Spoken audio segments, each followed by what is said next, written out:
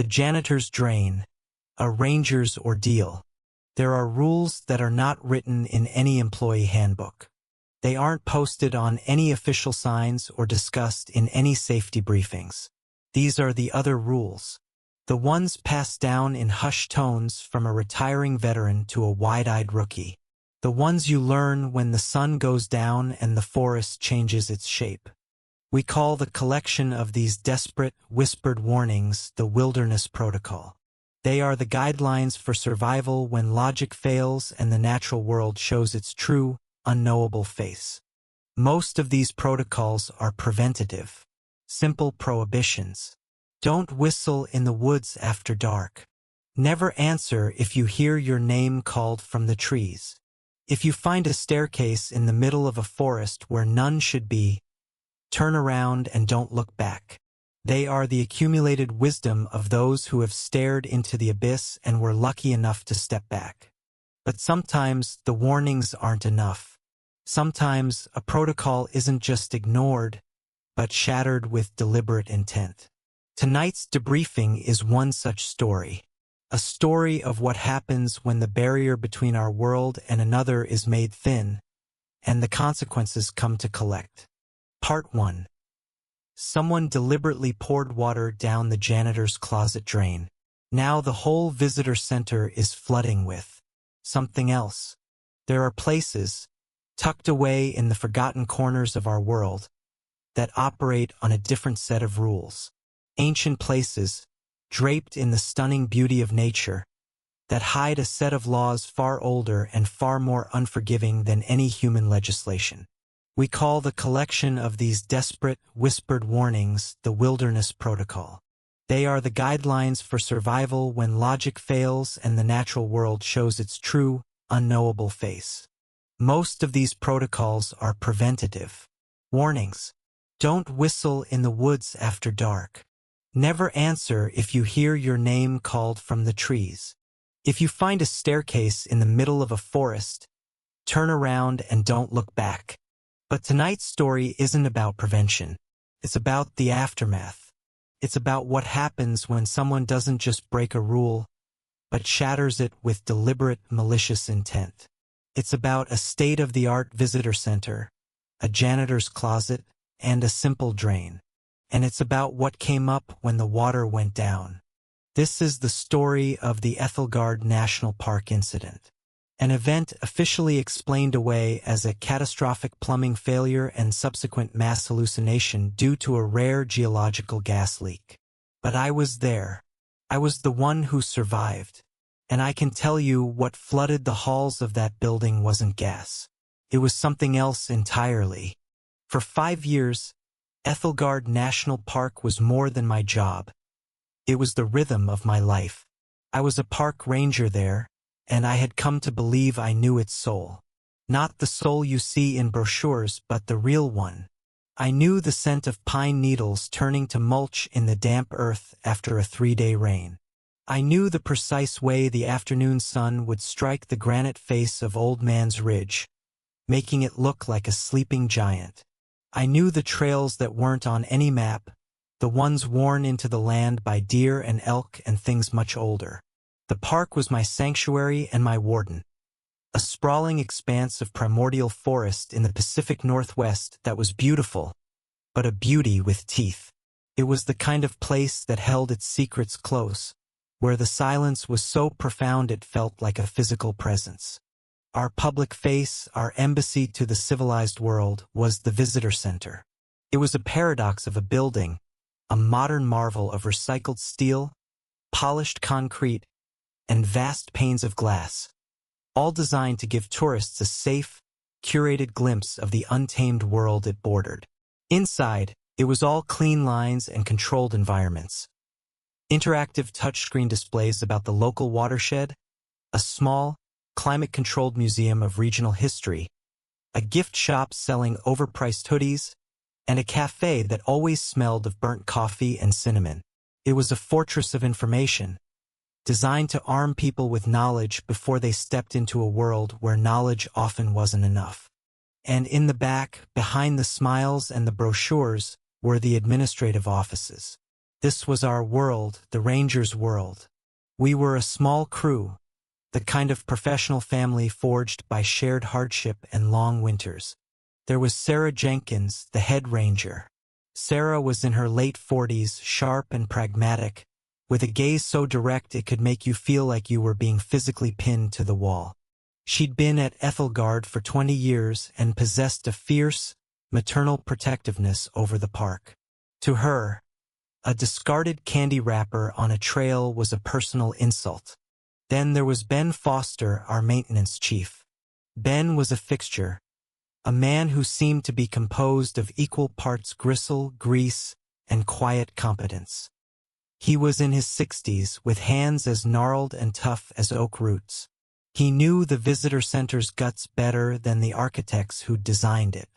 He knew every hum, every groan, every secret tremor of the building's pipes and wires. Ben was the one you called when the real world, the world of mechanics and physics, went wrong. Dr. Eris Thorne was our resident academic, a geologist and historian on a long-term grant. He was a man perpetually lost in thought, his mind occupied by deep time and forgotten stories. He was studying the park's unique geological strata and, more pointedly, the unsettling folklore of the indigenous tribes who had, for reasons no one fully understood, completely abandoned the valley centuries ago. He found patterns in rocks and warnings in old legends, and we treated him with a mixture of respect and fond amusement. And then there was Liam. Liam was the new variable in our stable equation. A seasonal hire for the summer rush, just 20 years old. On paper, he was a perfect candidate. Glowing references and encyclopedic knowledge of botany, an Eagle Scout. He had an eagerness that, for the first few weeks, we all mistook for youthful enthusiasm. But there was a profound and unsettling stillness about him. It was centered in his eyes, which were a pale, washed-out blue, the color of a winter sky. They rarely seemed to blink. He moved with an unnatural economy of motion, so quiet that he would frequently just appear in a room, standing a few feet away, simply observing. He never startled you with a sound, only with his sudden, silent presence. His strangest habit was a subtle, almost imperceptible form of echolalia. He would repeat the final words of a sentence someone had just spoken, but as a breathy, toneless whisper, as if testing the shape of the words in his own mouth. Sarah might say, "Liam, I need you to make sure the East Trail reports are filed by noon." And a few seconds later, from across the room, you would hear this faint echo, "Filed by noon." It was just quiet enough to make you doubt your own hearing, a tiny crack in the reality of a normal conversation. We dismissed it as a social quirk, a symptom of awkward youth. We were catastrophically wrong. The incident, the event that would burn itself into the park's hidden history, began not with a roar, but with a clog. It began, as most true horrors do, with a mundane problem on a Tuesday morning. It was late August, and the air was heavy, thick with the promise of a thunderstorm. I was at my desk, trying to input trail maintenance logs, when Ben Foster stomped into the ranger's office. He didn't just walk. He moved with the heavy, ground-in frustration of a man who had just come face to face with an infuriating stupidity. He was wiping his hands on an already filthy rag, and his face was a thundercloud. "Sarah, you need to come see this," he grumbled, his voice a low growl. "It's the janitor's closet, the one at the end of the East Wing." The East Wing was the quietest part of the center. It housed our older, less flashy exhibits, a display on the region's logging history from the 1920s, and the collection of tribal artifacts that Dr. Thorne spent most of his time studying. The janitor's closet in question was little more than a windowless concrete box. Inside was a deep, stained utility sink, shelves of industrial cleaning chemicals, and a single grated drain set into the middle of the sloped concrete floor. A purely functional space, designed for bleach and dirty water. Sarah, Thorne, and I followed Ben down the long, silent corridor. The air grew cooler here, and even before Ben opened the door, the smell hit us. It was wrong. It wasn't the familiar, sour stench of sewage or mildew. It was the sharp, metallic tang of stagnant water, but laced with a strange, cloying sweetness that clung to the back of the throat. The smell of flowers rotting underwater. Ben pushed the door open and we saw the source. The floor was covered in an inch of murky, grayish water. The deep sink was filled to the brim, and a lazy trickle of water was still spilling over its edge, feeding the pool on the floor. The central drain was clearly, completely blocked. "Probably some tourist's kid," Sarah said, her voice tight with the exasperation of someone who has seen every possible form of public idiocy. "Thought it would be funny to shove an entire roll of paper towels down there. Get a picture for their TikTok." Ben shook his head, his expression grim. He waded into the water, his heavy work boots making soft, sucking sounds. He pointed a thick, grease-stained finger toward the drain. "No, it's worse than that." He knelt, the dirty water soaking the knees of his coveralls. "Someone poured something down here. This isn't paper." And they left the faucet running. Deliberately, he reached into the murky water covering the drain grate. His hand came back up holding a dripping handful of what looked like wet, gray clay. It was dense, pliable. "See this?" he said. But as he held it out for us to see, a strange thing happened. The substance began to dissolve in his palm, not like clay washing away, but like something chemically breaking down. It ran between his fingers in thick, greasy rivulets and dripped back into the water with a soft plop. "And that ain't all," Ben said, his voice dropping. He stood up and pointed a rigid finger at the faucet of the deep sink. "I was in this closet yesterday afternoon. Around 4. I came in to grab a new mop head. That faucet was off. I know it was because I checked it. It's habit. I always check the taps. Someone came in here after hours, blocked that drain with this sludge, and then turned the water on full blast." We stood there in the doorway, a stunned silence settling over us, punctuated only by the steady, rhythmic drip, drip, drip of the overflowing sink. This wasn't simple vandalism. This was something else. It was patient. It was premeditated. It was malicious in a way that felt personal, aimed not at a person, but at the building itself. Why go to the trouble of concocting a specific paste to block a drain, then turn on a faucet and leave it to flood? It was an act of quiet, calculated sabotage. "I'll check the security logs from last night," Sarah sighed, pinching the bridge of her nose. The headache of dealing with bureaucracy was already setting in. "Ben, can you get this cleaned up? We've got a middle school group coming for a tour at 11. "It's gonna take me a while," Ben grunted, looking down at the mess with disgust. "I'll have to snake the main line, and whatever that gunk is, I don't like the look of it. This whole wing is going to smell like a swamp for a week." We turned to leave Ben to his grim work. As we walked back down the corridor toward the main hall, I happened to glance over my shoulder, and my blood went cold. At the far end of the hallway, standing partially obscured by the shadow of a support pillar, was Liam. He was perfectly still, his hands clasped behind his back in that formal, unnatural way of his. He wasn't looking at us. His gaze, placid and unblinking, was fixed on the open door of the janitor's closet. There was no surprise on his face, no curiosity, no guilt.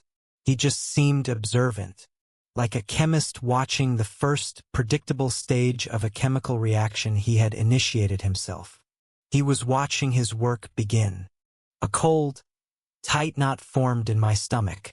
It was a feeling I had learned to trust implicitly out in the woods.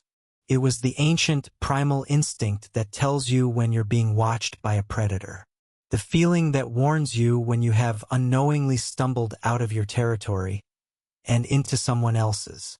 And I knew, with a certainty that defied all logic, that whatever had been poured down that drain wasn't just meant to block a pipe. It was an offering, and something was about to accept it. Ben spent the better part of the morning working on the drain. The smell from the east wing got worse, permeating the entire visitor center. It was a complex, layered scent. There was the initial dampness, but now it was mixed with a low, earthy odor, like freshly turned soil after a flood, and something else, something that reminded me of old pennies and ozone. Dr. Thorne, ever the academic, was fascinated. He kept wandering over, sniffing the air with a pensive look on his face. "Remarkable," he murmured to me by the coffee machine. "The olfactory profile is inconsistent with simple water damage. There's a high concentration of metallic compounds, almost ferrous, and something organic I can't quite place. Have you ever smelled anything like it, Alex?" I admitted I hadn't. It was deeply unsettling, a smell that felt fundamentally wrong. Around 10:30, Ben let out a frustrated yell from the closet. I walked over to check on him. He was standing ankle-deep in the still-present water, holding the head of his industrial plumbing snake. The metal corkscrew at the end was warped, twisted and corroded, as if it had been dipped in powerful acid. "What in God's name is this stuff?" he muttered, more to himself than to me. "I've been snaking drains for 40 years. I've pulled out roots, rocks, dead animals, you name it. I've never seen anything eat through a hardened steel auger like this." He showed me the tip. The metal was pitted and black, flaking away at the touch. The water on the floor wasn't clear or even murky brown anymore. It had taken on a dark, inky quality. It was thick, almost viscous, and where it lapped against the concrete walls, it left a faint, oily stain. Maybe one of the cleaning chemicals spilled and reacted with something? I suggested, trying to find a logical explanation. "Not a chance," Ben snapped. "I keep the corrosives on the top shelf sealed tight. This came from the drain. From below. I can feel it. When I was pushing the snake down, it didn't feel like a clog. Felt soft, spongy, and it felt cold. An unnatural cold that sucked the heat right out of the metal. That was when the lights in the east wing flickered. Once, twice. Then they went out, plunging the corridor into semi-darkness, lit only by the ambient light from the main hall. An emergency light above the closet door buzzed to life, casting long, distorted shadows. "Great," Ben sighed, tossing the broken snake head onto a shelf. "Just great. Now the electrics are going. This water must be getting into the conduits in the floor." Sarah was on the PA system a moment later. "Attention visitors. We seem to be experiencing a minor electrical issue in the East Wing. For your safety, we'll be closing that section of the center for the time being. Please enjoy our exhibits in the main hall." Her voice was calm, professional, but I knew her well enough to hear the steel wire of stress running through it. The real trouble started about an hour later. The water was no longer contained to the closet. A dark, sluggish tide was seeping out from under the door, spreading slowly across the polished concrete floor of the corridor. It wasn't flowing like water. It moved with a strange deliberation, a creeping, silent advance. And it was no longer just water. It was a thick, opaque black liquid. It looked like crude oil, but it didn't shimmer with rainbow colors. It simply absorbed the light, a patch of absolute blackness that seemed to drink the very energy from the air around it. Ben had gone to the main breaker room to try and isolate the East Wing's power. Sarah was dealing with the now annoyed school group. Dr. Thorne, Liam, and I were standing at a safe distance, watching the black slick spread. "It's defying basic fluid dynamics," Thorn whispered, his academic curiosity warring with visible unease. The viscosity is too high for it to spread this quickly on a level surface. And look at the edges. He was right. The edge of the slick wasn't smooth. It was forming tiny, intricate, fractal patterns, like frost spreading on a window pane, but in slow, horrifying motion. The blackness would extend a tiny tendril, which would then branch out into smaller and smaller filaments before the space between them filled in. It was like watching something growing. "I'm going to get a sample," Thorn declared, a mad gleam in his eyes. He scurried off toward his lab, a small office crammed with microscopes and geological equipment. That's when we heard the sound. It came from the janitor's closet. A soft, wet, tearing sound. It was followed by a low, guttural noise, like someone trying to clear their throat of thick phlegm. I looked at Liam. He was smiling. It wasn't a happy smile. It was a thin, tight, knowing expression that didn't reach his placid eyes.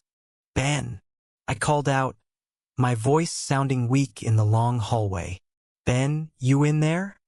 The only answer was a soft gurgle from the closet, and the sight of the black liquid beginning to pulse, rising and falling in a slow, rhythmic way, like a sleeping lung.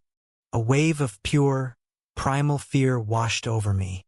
The Wilderness Protocol has a saying, "If it seems unnatural, it is." This was the most unnatural thing I had ever seen.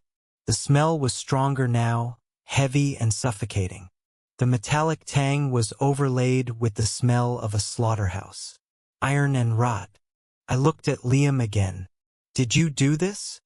I asked, my voice barely a whisper. He turned his head to look at me, his movements bird-like and precise. The smile was gone, replaced by that unnerving stillness. "The soil was thirsty," he said, his voice a flat monotone. "It's been sleeping for a very long time. Water makes things wake up." Before I could process his words, Dr. Thorne returned, holding a long glass pipette and a sealed collection jar. "Okay," he said, rubbing his hands together with scholarly glee. "Let's see what you're made of, you mysterious primordial soup." He ignored my warning look and carefully approached the edge of the spreading pool. He knelt down, his knees cracking in the silence, and lowered the tip of the pipette into the black substance. What happened next is seared into my memory. The moment the glass touched the liquid, the entire pool convulsed. It wasn't a ripple. It was a violent muscular contraction. A thick, black tendril, as wide as my arm, erupted from the center of the pool and whipped through the air with terrifying speed. It wrapped around Thorne's wrist before he could even scream. He made a choked, surprised sound. The glass pipette shattered on the floor. The tendril squeezed, and the sound of bones snapping echoed in the corridor. Thorne's eyes went wide with shock and agony. He was pulled off his feet, dragged face first into the oily blackness. He didn't even have time to struggle. He was simply absorbed. The black liquid churned for a moment, rising up to cover him completely. There was a series of wet, crunching sounds, and then silence. The pool settled, becoming flat and placid again, as if nothing had happened. The only evidence that Dr. Eris Thorne had ever existed was his wire-rimmed glasses, lying just at the edge of the black tide. I stood frozen, my mind refusing to accept what my eyes had just seen. Liam, however, watched it all with a look of serene satisfaction. "It is hungry," he whispered, and this time, it wasn't an echo of someone else's words. "It is always hungry." The black tide began to spread faster, no longer creeping, but flowing. It was coming for us. Panic is a cold, sharp thing. It bypassed all my training, all my rational thought, and screamed one word in my mind. "Run." I grabbed Liam by the arm. His flesh felt cold and strangely dense, like packed earth, and dragged him with me as I scrambled back towards the main hall. "Sarah!" I yelled, my voice cracking. "Lockdown. Full lockdown. Call for help. Thorn is gone." My words came out in a jumbled, hysterical mess. Tourists in the main hall turned to stare, their faces a mixture of confusion and alarm. Sarah was already moving, her years of training kicking in. She saw the look on my face. She saw the black liquid advancing down the hall behind me, and she didn't hesitate. "Ben, get the main shutters down now," she barked into her radio. "All staff code Umbra." I repeat, code Umbra. Code Umbra was a protocol we drilled for but never used. It was designed for a hostile intruder or a dangerous animal loose in the center. It meant full lockdown. Heavy steel shutters slammed down over the glass windows and doors, plunging the main hall into the dim, artificial glow of emergency lighting. The happy, welcoming visitor center was transformed into a steel tomb in less than a minute.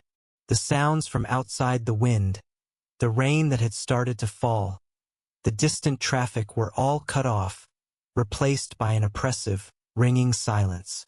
A few dozen tourists, the remnants of the school group and a handful of families, were now trapped with us. They huddled together in the center of the hall, their panicked questions filling the air. "What's going on? Was that a gunshot? I want to leave." Sarah was a rock in the storm. "Everyone, please remain calm," she announced, her voice steady and authoritative. "There has been a structural failure in the East Wing. We have sealed the area for your safety. Help is on the way." It was a lie, but it was a necessary one. As she spoke, Ben came jogging out of a service corridor, his face pale. "Shutters are down," he panted. "But Sarah, the phone lines are dead. The radio, too. Nothing but static. And the main breaker for the East Wing won't stay off. I flip it, and something flips it right back on." The four of us, me, Sarah, Ben, and the terrifyingly calm Liam, stood apart from the civilians, a small council of the damned. I quickly, breathlessly explained what I had seen. The tendril, Thorn being pulled in, the crunching sounds. Ben went white as a sheet. Sarah listened, her expression hardening, her mind processing the impossible. She looked from me to Liam, who stood there impassively, his hands clasped behind his back. "Liam," she said, her voice dangerously low. "Alex said you were there. What did you see?" Liam tilted his head. "I saw a solution," he said simply. "A balancing of an equation." "What the hell does that mean?" Ben growled. "This place," Liam said, gesturing vaguely at the exhibits around us, "is a monument to a mistake, a scar. The soil beneath it remembers. It remembers the weight of what was built here. The drain was a gateway, a wound left open. All it needed was an invitation to reclaim what was taken." His words made no literal sense, but in the pit of my stomach, I understood. This wasn't random. It was a ritual. The clog, the water, it was all deliberate. Liam hadn't just committed an act of vandalism. He had performed an invocation. Our hushed, frantic conversation was cut short by a new sound. A voice, Dr. Thorne's voice. "Hello?" it called out, seeming to come from the now sealed East Wing corridor. "Is anyone there? I seem to have had a bit of a fall. I'm all right, but my glasses are broken. I can't see." We froze. My blood ran cold. It was Thorne's voice, the exact timbre, the exact slightly reedy academic tone. But it couldn't be. I had seen him die. I had seen him consumed. "Don't answer," I hissed, grabbing Sarah's arm as she took a step forward. "That's not him. Alex, maybe you were mistaken," she whispered, her rational mind fighting against the horror. "Maybe it just knocked him out, pulled him into the closet." "No," Ben said.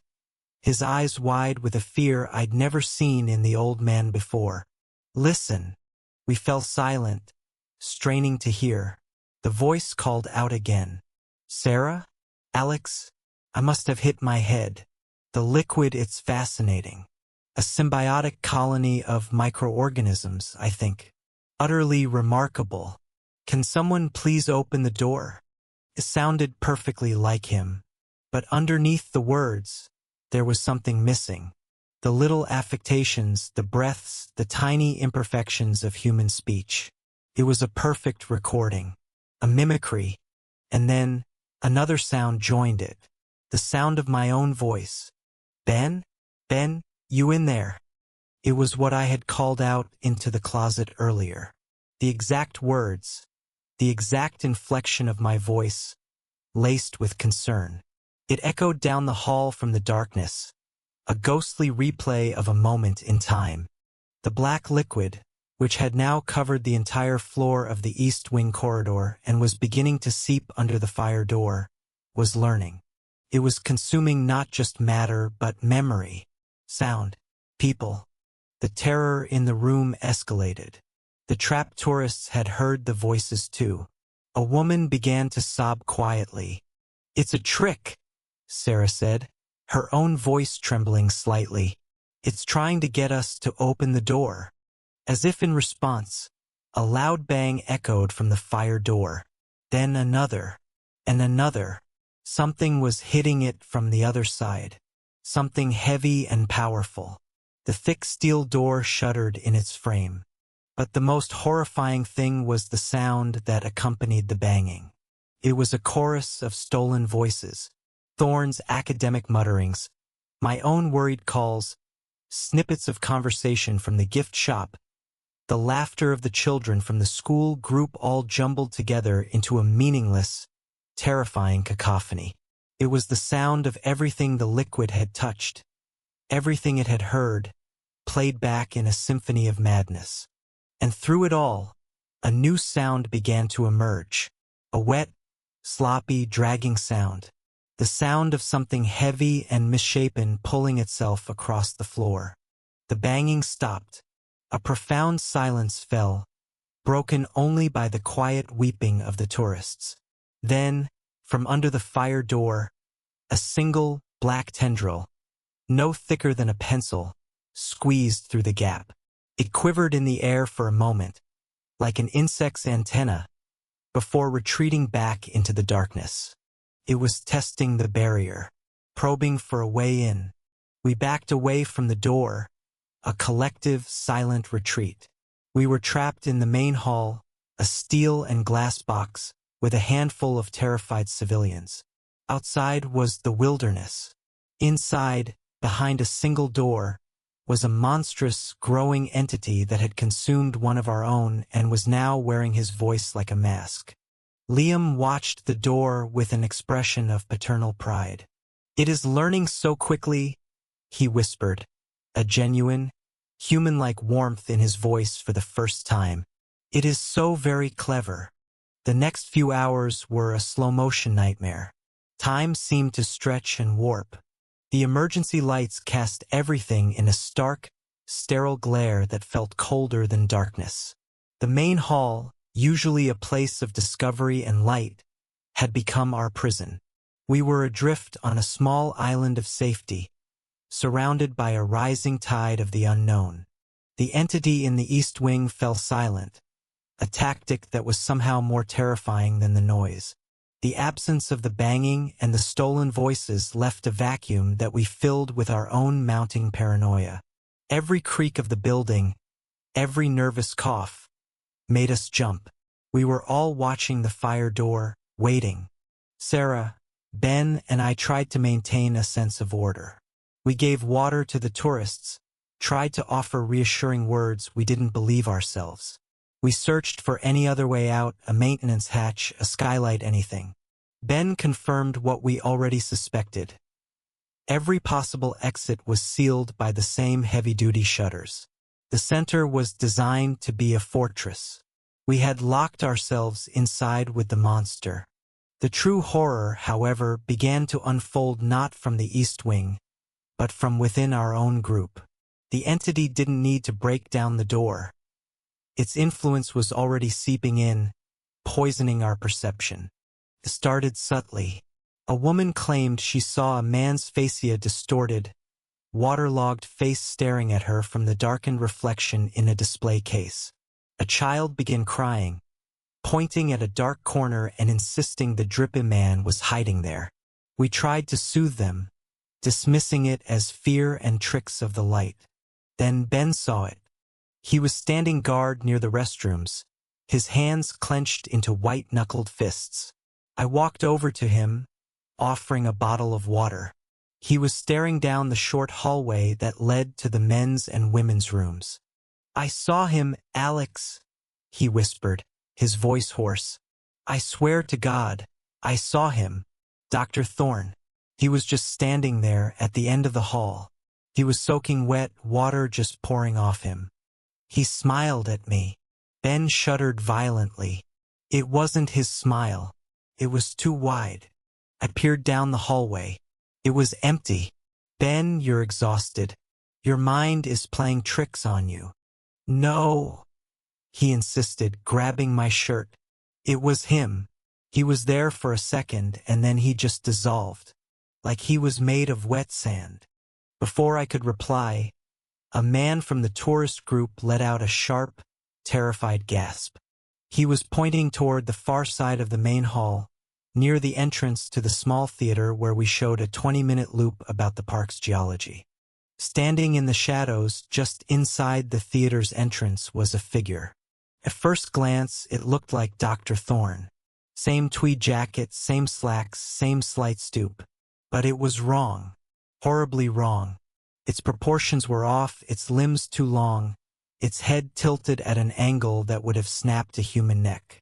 It was a crude sculpture of a man, rendered in wet, glistening black.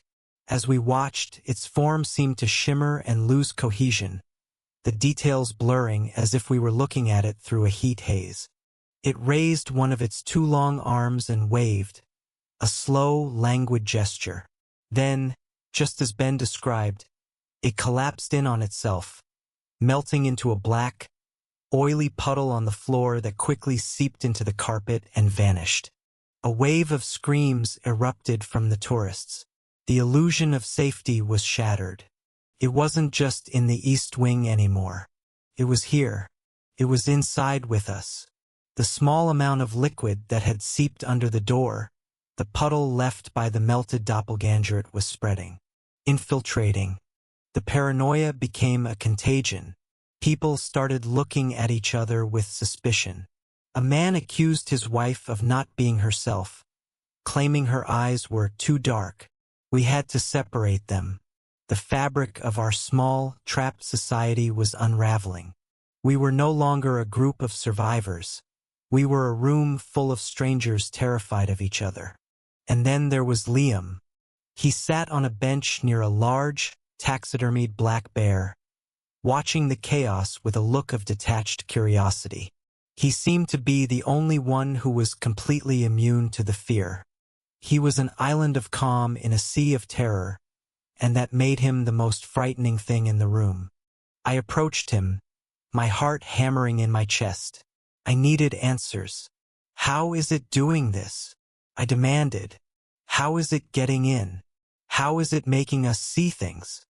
Liam looked up from studying the claws of the taxidermied bear.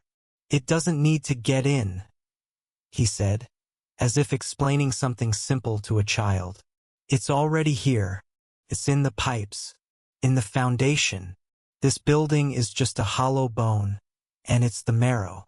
When it consumed the man of science, it consumed his patterns, his shape, his thoughts. It learns the shape of things and shows them to you. It finds the cracks in your mind and pours itself inside." His words hit me with the force of a physical blow. The entity wasn't just a brute force monster. It was a psychological parasite. It was using our own fears, our own memories against us. The doppelgangers weren't physical threats, not yet. They were weapons of terror designed to break our sanity. Sarah, ever the pragmatist, was trying to formulate a plan. "We need to get to the server room," she said to me and Ben, her voice low and urgent. "The security system has its own dedicated satellite uplink.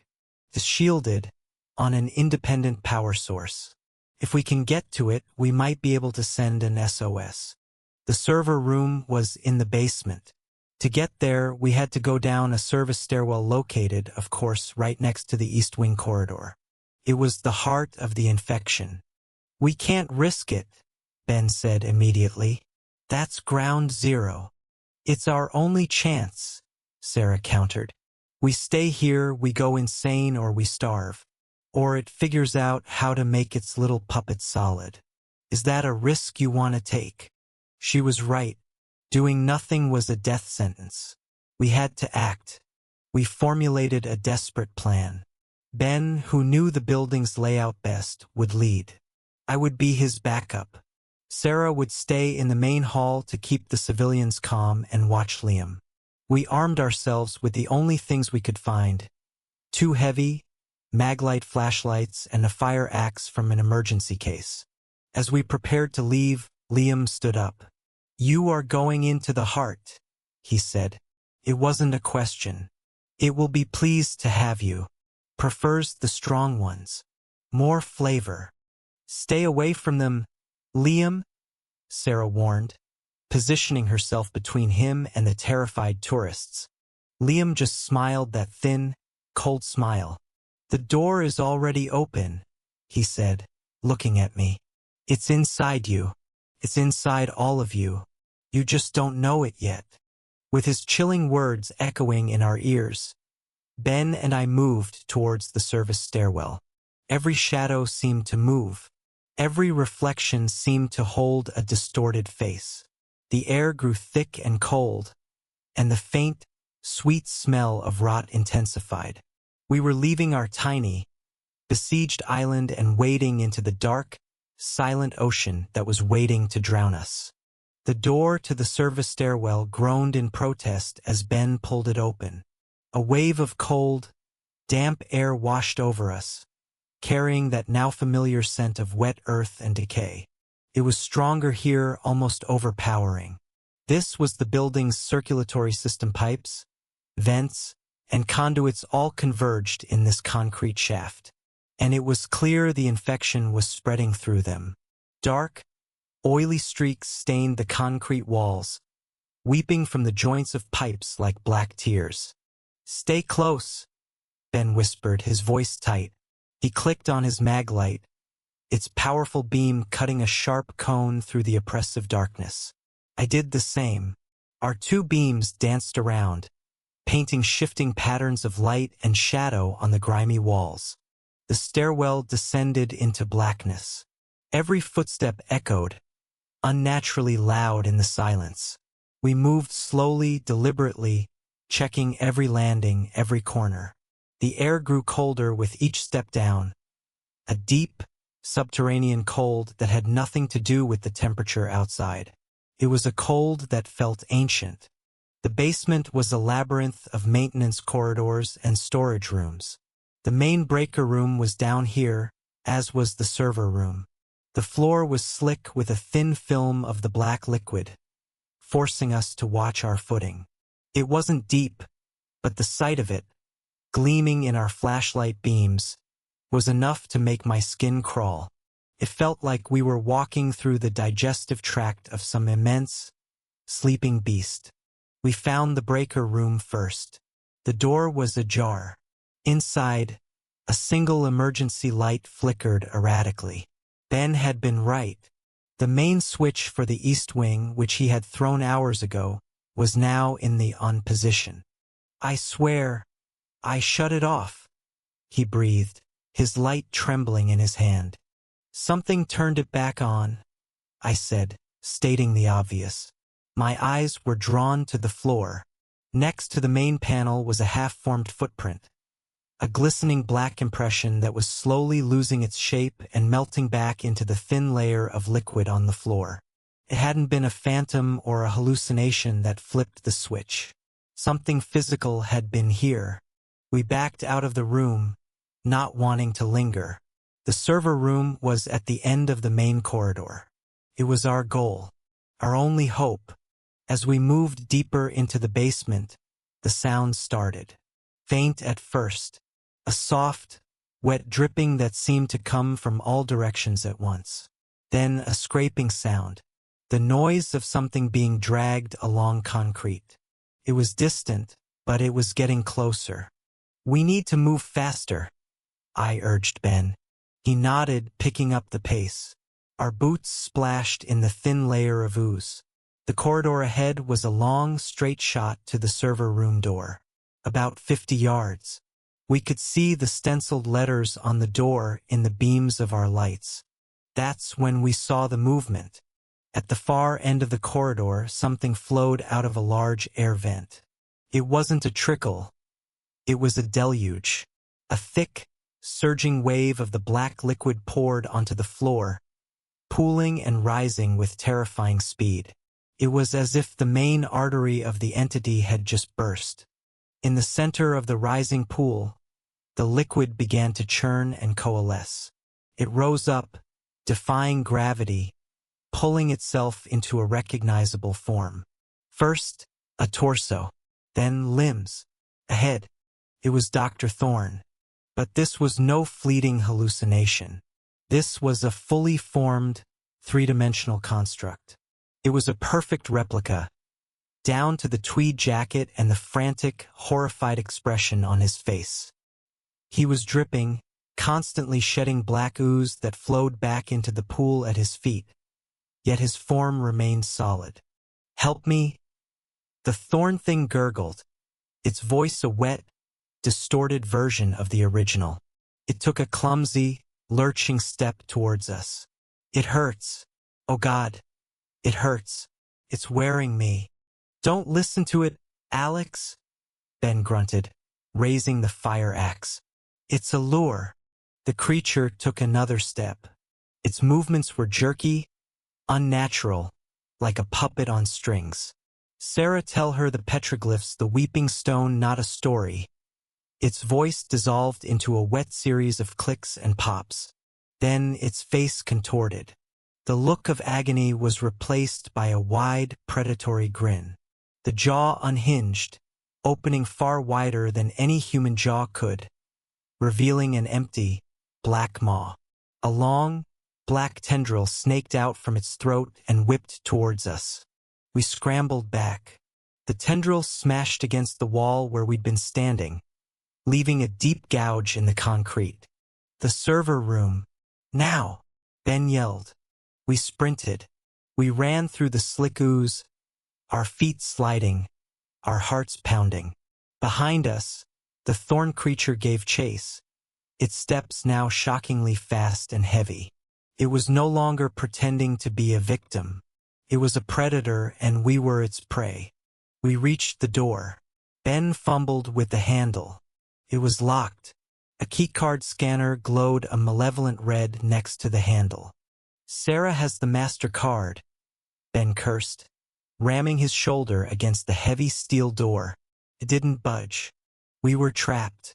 The creature was closing in, its dragging, splashing footsteps echoing like a death knell in the narrow corridor.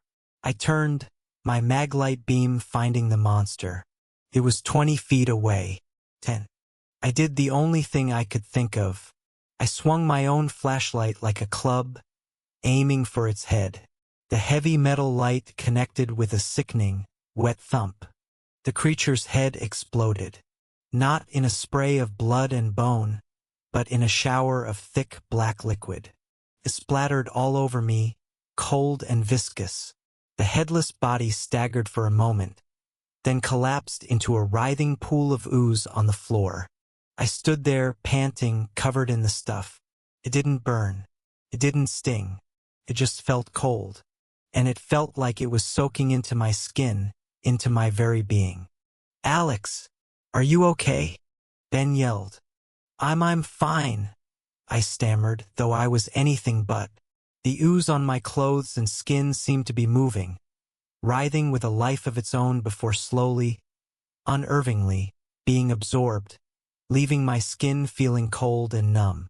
The pool of the collapsed creature began to move. It wasn't reforming into thorn. It was flowing towards us, splitting into dozens of smaller tendrils that slithered across the floor like an army of black snakes. We were out of time. The axe! I yelled to Ben. The lock! Ben understood.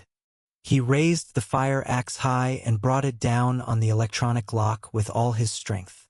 There was a crunch of plastic and a shower of sparks. He hit it again, and again. On the fourth strike, there was a loud clunk and the door swung open. We tumbled inside, slamming the heavy door shut just as the tendrils reached it. We could hear them slapping and probing at the other side.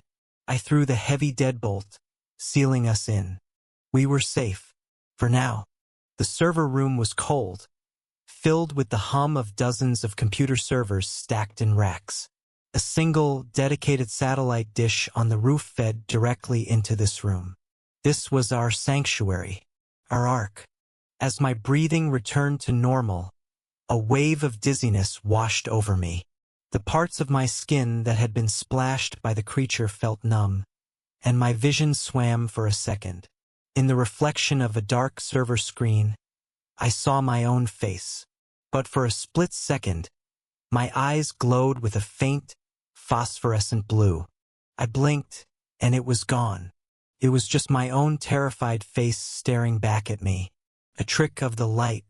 It had to be. I remembered Liam's words. The door is already open. It's inside you.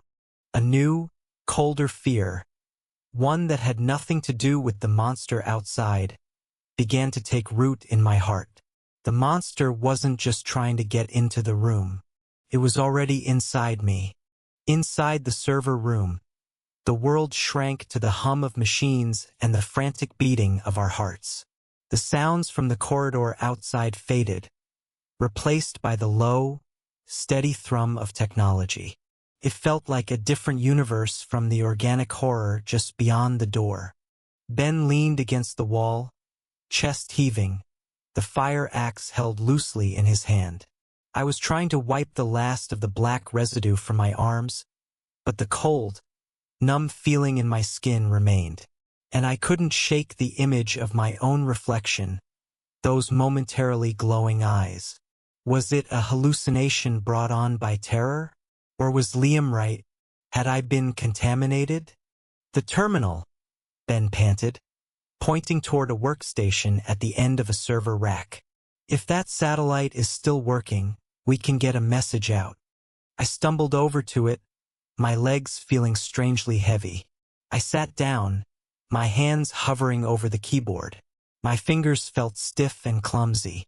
I typed in Sarah's emergency override code. The system came to life, a simple command line interface blinking on the screen. I ran a diagnostic. My heart soared. The satellite link was active. Green. Stable. We had a connection to the outside world. I started typing a frantic message. SOS. Ethelgard Visitor Center.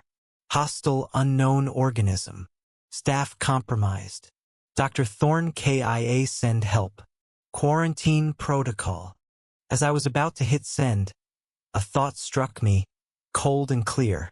What would they send? A SWAT team? They'd be walking into a slaughterhouse. The entity would consume them, learn from them, become stronger. We weren't just calling for rescue. We were potentially inviting the plague to spread beyond the confines of the park. And then I remembered the thorn creature's last, gurgled words. The words that had been dismissed as a dying mimic's ramblings. The petroglyphs, the weeping stone, not a story. The weeping stone. It was a local legend, a piece of folklore Dr. Thorne had been researching. A massive, solitary monolith of black, obsidian-like rock deep within the park's most remote valley. The legends of the old tribes, the ones who had abandoned this land, called it a cage or a wound. They said it wept a black, oily tear once every generation, and that tear was the sorrow of the earth itself, a liquid consciousness that should never be awakened. They had rituals, protocols to keep it dormant. Ben, I said, turning from the screen. Dr. Thorne right before it collapsed. It said something about the weeping stone. Ben looked up, his weary face etched with confusion. The old rock? That's just a spooky story for tourists. He said it wasn't a story, I insisted, and he was obsessed with the tribal archives. He scanned all of them, all the old maps, the journals from the first surveyors, the tribe's oral histories that he transcribed. I looked at the server racks humming around us. If those files exist anywhere, they're on this server. It was a long shot, a desperate gamble based on the words of a monster. But it felt more right than calling for help that might doom the world. My fingers flew across the keyboard, searching the park's deep archive directories. Using keywords Thorne would have used: weeping stone, petroglyph, umbra, protocol. For a moment, nothing. Then, a single encrypted file appeared on the screen. It was old, one of Thorne's earliest scans. File name: Ethelgard_containment_protocol_01.dat. My breath caught in my throat. I decrypted it. It wasn't a modern document. It was a high-resolution scan of a dozen pages, torn from a tattered, leather-bound journal. The journal of a Jesuit missionary from the late 18th century, one of the first white men to venture into this valley. He had documented the beliefs of the local tribe, his elegant Latin script interspersed with crude drawings of their petroglyphs. The missionary wrote of a creature he called Lamentum Soli, the sorrow of the soil, a shapeless, mimetic entity that lived deep within the earth, connected to the surface by veins of a certain type of rock. He described how the tribe did not worship it, but feared it. They had a complex set of rules to keep it sleeping. They never built permanent structures over its veins. They never created echoes in certain valleys. And, most importantly, they had a containment protocol, a rite of silencing, for when it was accidentally awakened. The rite wasn't about destroying it. The missionary believed it couldn't be destroyed. It was about forcing it back into hibernation. It involved two key components. The first was a specific sonic frequency, a low, resonant hum that the tribesmen would create with massive, specially carved log drums. The missionary noted that the frequency seemed to cause the entity great pain, forcing its liquid form to lose cohesion. The second component was a chemical agent, a mixture of salt and ash. Specifically, ash from a burnt offering of ironwood and bone, mixed with salt harvested from the ocean. This mixture, when introduced to the creature's substance while it was weakened by the sound, would cause a chemical reaction that hardened its weeping form and sealed the wound in the earth. It was insane, the ramblings of a long-dead man interpreting tribal superstitions. But we had seen the impossible. We were living it. Insane was our only option left. Ben, I said, my voice shaking with a terrifying new hope. I think I know how to fight it. I explained what I'd found. He listened, his skepticism slowly giving way to a desperate willingness to believe. Sound frequency? He muttered. How are we supposed to do that? We don't have any giant log drums. No, I said, my eyes scanning the server room.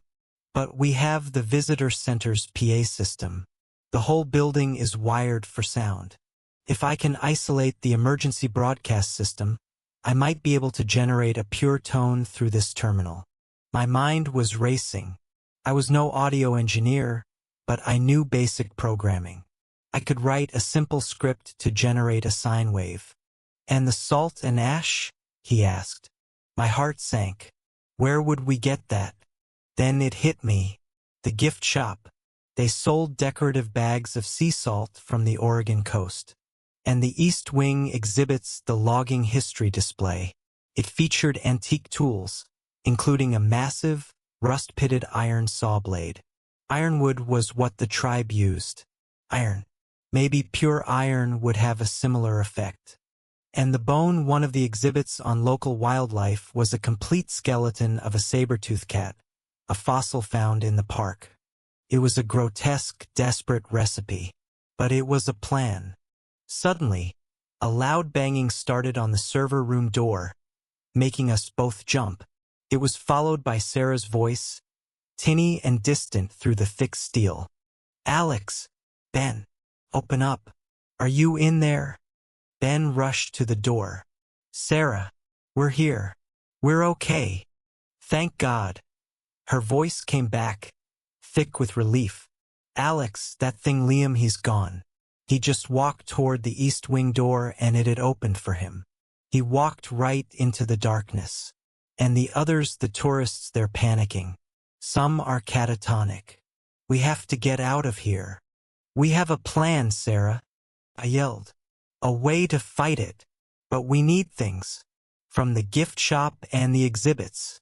I quickly relayed the plan to her over the closed door. I could hear her processing the insane information. There was a long pause. "Salt, iron, and bone," she finally said, her voice grim but resolute. "Okay, I'll get it. You get that sound ready, Alex. Do it now." The banging on the door stopped.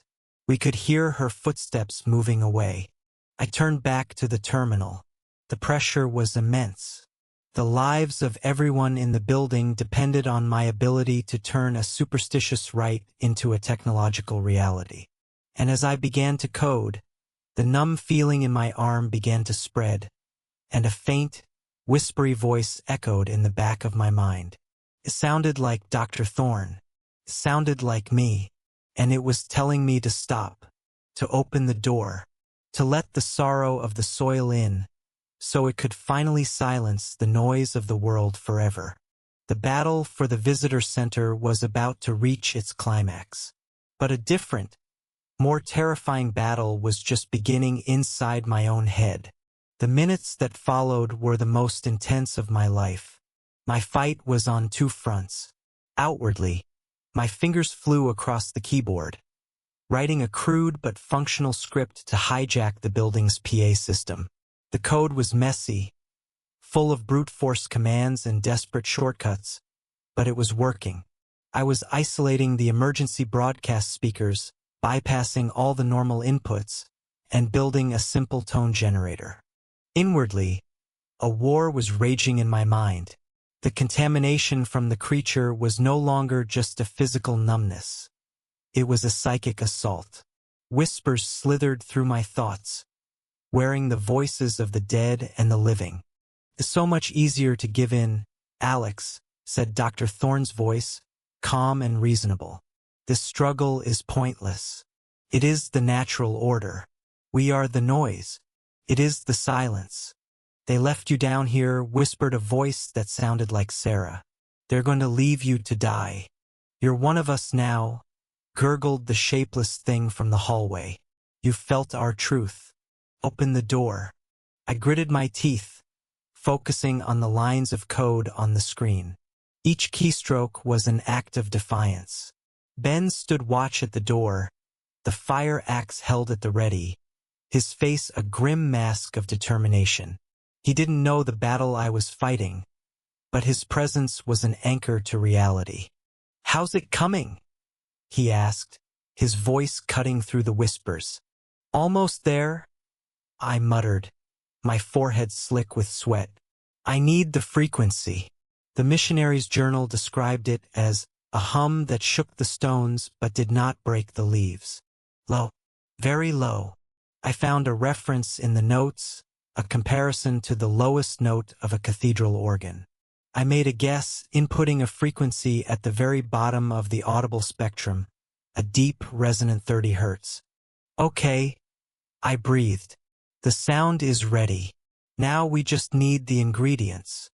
As if on cue, a heavy thud echoed against the door. It wasn't the probing of a tendril. It was a deliberate knock. "It's me," Sarah called out. "I have it." Ben unbolted the door and opened it just enough for Sarah to squeeze through.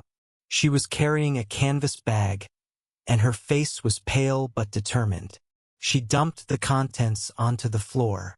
There was a large bag of artisanal sea salt from the gift shop, a heavy, rust-eaten piece of metal she must have broken off the antique saw, and a large, yellowed fanga canine tooth from the saber-tooth skeleton.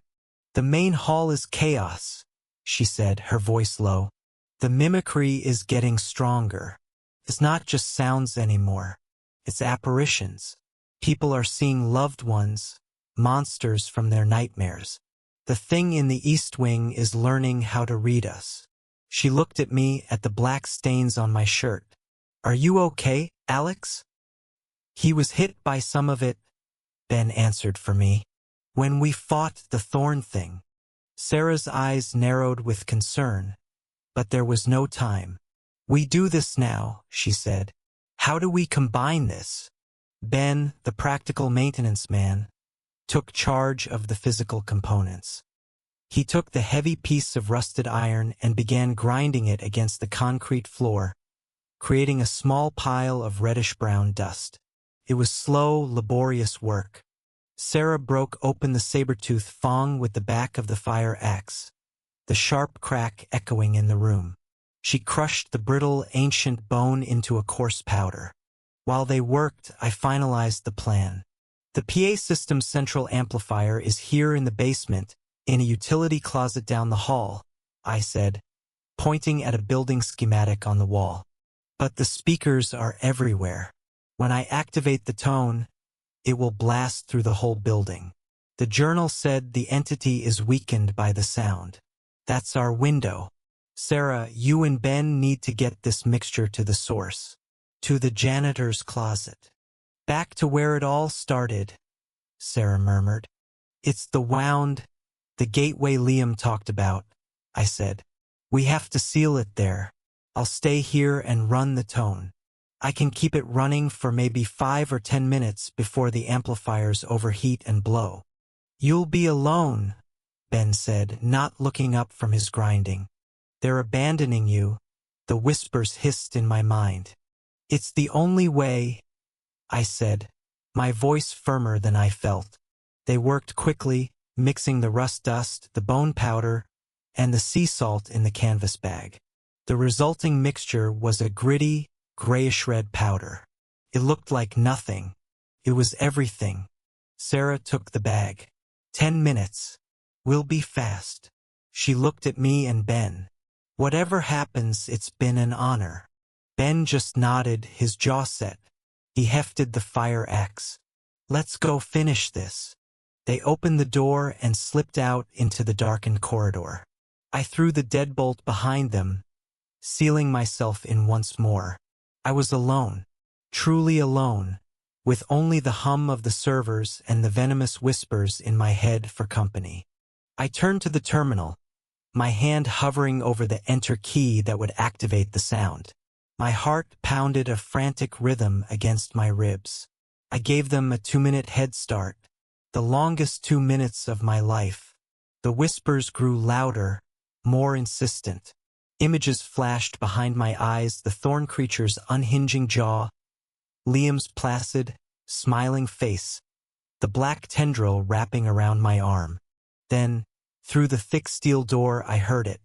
A roar. A wet, inhuman roar of fury that seemed to shake the very foundations of the building. It wasn't a stolen voice. It was the creature's true voice. A sound of pure, ancient rage. They had been discovered. I didn't wait any longer. I slammed my hand down on the enter key. The effect was instantaneous. A deep, gut-vibrating hum filled the room, so low it was felt as much as heard. The server racks trembled. Dust shook loose from the ceiling. This was the sound, the frequency of silencing. And through the door, the enraged roar of the creature changed. It became a shriek, a high-pitched, agonized scream of something in unbearable pain. The sound was hurting it. The old missionary had been right. On the screen, a new window popped up. A live feed from a security camera, one I hadn't activated. It was the camera in the East Wing corridor, pointed directly at the janitor's closet.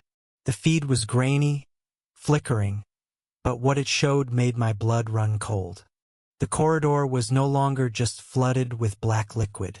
The entity had taken a physical form. It was a massive, amorphous, multi-limbed thing, a writhing mountain of black, glistening flesh. It had dozens of tendrils, some ending in crude, hand-like shapes, others in sharp, bony points. It was hammering against the walls, the ceiling, its shrieks of agony echoing even through the camera's tiny microphone. The low hum of the PA system was tearing it apart. Its form was losing cohesion, melting and boiling like hot tar. I saw two figures dart into the frame, Sarah and Ben. They were moving fast, dodging the flailing, dissolving appendages of the monster. Ben was in the lead, using the fire axe to hack at any tendril that got too close. Each blow from the axe caused the creature to recoil, its form splashing and losing more of its shape. They reached the door to the janitor's closet. It was wide open, and from within, a profound, absolute blackness pulsed, the heart of the beast. Sarah opened the canvas bag. With a desperate cry, she threw the contents, the mixture of salt, iron, and bone deep into the closet, into the pulsing black heart. For a moment, nothing happened. The creature continued to shriek and writhe. Then, a brilliant, silent flash of white light erupted from the closet door. It was so bright it completely blew out the camera feed, turning the screen to static. The creature's shriek was cut off mid-scream. A new sound replaced each deafening crack, like a glacier calving, followed by the sound of immense, shattering stone. The whole building groaned, a deep, structural tremor that knocked me off my chair. And then silence. A total, complete, and utter silence. The hum of the servers, the buzz of the lights, everything seemed to be swallowed by it. The whispers in my head were gone. The pressure, the cold, the feeling of being watched at it all vanished in an instant. The silence was the most beautiful sound I had ever heard.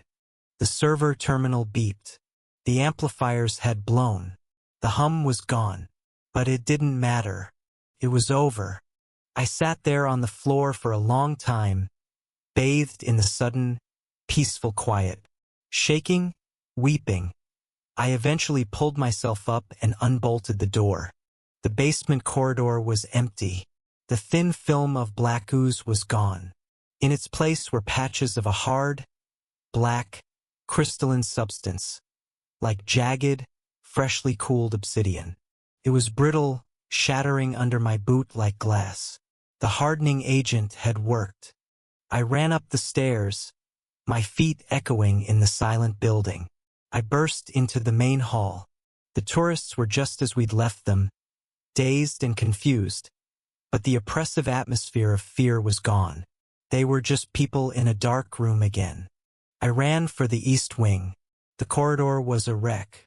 The walls were scarred, the ceiling tiles shattered, but the floor was dry, covered in the same black, glassy fragments. And at the end of the hall, the janitor's closet. It was gone. The doorway was filled, floor to ceiling, with a solid, seamless mass of the same black, obsidian-like rock. It was smooth and cold to the touch. It had sealed the wound. I looked around, my heart sinking. Sarah? Ben? There was no answer. They weren't there. The canvas bag lay empty on the floor a few feet from the obsidian seal. Of Sarah and Ben, there was no sign. They had delivered the cure, but the reaction had taken them. They had been at ground zero, consumed and sealed away within the stone, sacrificed to silence the sorrow of the soil. I was the only one left, the sole survivor of the Ethelgard flood. The rescue teams arrived 6 hours later. They had to use heavy cutting equipment to get through the main shutters. They found me in the main hall, sitting amongst the dazed and traumatized tourists. They found the wrecked east wing and the solid black seal where the janitor's closet used to be. My story was recorded, of course, and it was dismissed. Shock, they said. Trauma-induced delusion. The official report, the one you can read today if you file a Freedom of Information Act request, cites a unique geological event. A fissure opened under the building, releasing a previously unknown neurotoxic gas that caused severe, shared hallucinations, while a simultaneous rupture of the main water line flooded the wing. The black crystalline substance was classified as a new type of volcanic glass, formed by a bizarre chemical reaction under pressure. Liam was never found. He was listed as a missing person, presumed to have fled in the initial confusion. I know better. He wasn't fleeing. He was going home. Dr. Eris Thorne, Sarah Jenkins, and Benjamin Foster were declared deceased, their bodies tragically lost in the flash flood and structural collapse. They got a plaque in the memorial garden, a quiet, sanitized end to their heroic sacrifice. The visitor center was closed for 2 years for repairs. When it reopened, the entire east wing had been demolished. It's a beautiful open-air garden now. But sometimes, on quiet days, staff report that the ground in that garden feels unnaturally cold. I left Ethelgard. I couldn't stay. I couldn't walk those trails or look at those granite cliffs without thinking of what slept beneath them. I couldn't shake the feeling that what we did wasn't a permanent solution. It was a temporary patch. We didn't kill it. We just put it back to sleep. The Weeping Stone still stands in its lonely valley, and the legends say it weeps once a generation. Sometimes, late at night, when the world is quiet, I can still feel a phantom numbness in my arm where the creature splashed me. And I remember the whispers. They are silent now, but I know they are not gone.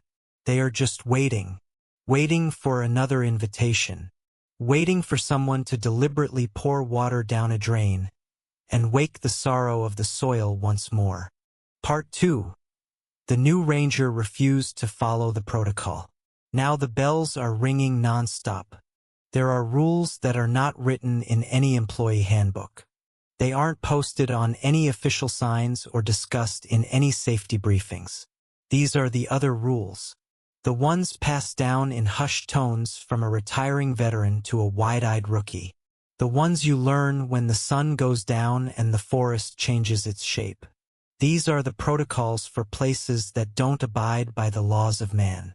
We collect these stories, these warnings. We call it the Wilderness Protocol. Most of them are simple prohibitions. Don't whistle back at the birds after midnight.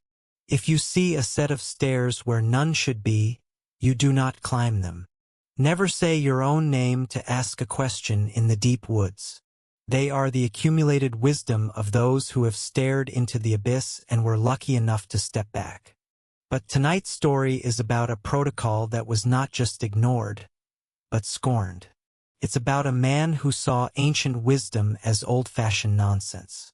It's about a set of bells that were never meant to be heard clearly, and a sound that, once purified, refused to stop. This is the story of what happened at St. Jude National Forest, when the new ranger refused to follow the protocol. And the bells started ringing. And they are ringing still. For 12 years, my world was contained within the borders of St. Jude National Forest. It was never one of the parks you see on calendars or in glossy travel magazines. St. Jude was a quieter place, a more somber posting. It's a vast, sleepy expanse of old-growth timber, deep, mist-filled valleys, and rivers that run cold and dark even in the height of summer. The beauty there is a heavy kind of beauty. The ancient redwoods are so tall they seem to hold up the sky, and their shadows are so deep and permanent that parts of the forest floor haven't seen direct sunlight in 1,000 years. The silence in St. Jude is a tangible thing. It has weight. It's a place that feels like it's constantly remembering a time before mankind, and it isn't always pleased with the interruption. Our base of operations was a modest ranger station, a rustic building of dark logs and river stone that had settled into the landscape over decades. It smelled perpetually of damp wool, brewing coffee, and the wood smoke from its great stone fireplace. For most of my time there, the crew was just two people, me and the head ranger, a man named Elias Thorne. Elias was a relic from a different era of the forestry service. He was in his late 60s when he retired, a man with skin like tanned leather and eyes that had seen more than just trails and wildlife. He'd been a ranger since the 1970s and operated on a level of pure instinct and accumulated folklore that no modern training manual could ever hope to capture. He was the one who taught me the real rules of St. Jude, the unspoken ones, the protocols. He taught me small, seemingly meaningless things that were, in fact, critically important. He taught me to always leave a small, flat stone on the petroglyph-marked boulder at Cougar Pass, a sign of respect. He taught me to never, under any circumstances, follow a game trail that had been recently and unnaturally cleared of all fallen leaves and twigs, for that was a sign of a false path. And he taught me the most important protocol of all, the one he spoke of with a quiet gravity that bordered on genuine fear. I remember the day clearly. We were standing on the lip of a ridge, looking down into a long, narrow, and particularly dark valley. "You see that down there, Alex?" he'd said, his voice low, not wanting it to carry. "That's Chime Valley. And you see that line, the one that runs from that big redwood on our side to the one over there?" I followed his pointing finger. It was hard to make out the details from that distance, but there was a distinct line spanning the entire width of the valley, maybe a quarter-mile across. It looked like a string of dark, lumpy objects stretched between the two colossal trees, glinting faintly when the sun caught it just right. "It's a line of bells, Alex," Elias said, his gaze fixed on the valley below. "About 30 of them, all different shapes, all different sizes. Some are big, heavy things, look like they belong in a mission church. Others are smaller, like goat bells or wind chimes. Nobody knows who put them there. The survey team that first mapped this forest in 1908 found them. They were old then. They're on all the oldest maps, marked with a single strange symbol." I squinted, trying to imagine it. Bells? Why would anyone string bells across a whole valley? Elias finally looked away from the valley and met my eyes. "That's the wrong question," he said sternly. "That question doesn't matter. The only thing that matters is the protocol. And the protocol is this: you never, ever clean the bells in Chime Valley. You don't scrape the moss off them. You don't polish the bronze. You let the rain and the wind and the dirt and the bird droppings do their work. You let them stay dull. You let them be silent. That is the most important part of our job in this entire forest. Everything else is secondary." I recall staring at him, utterly baffled.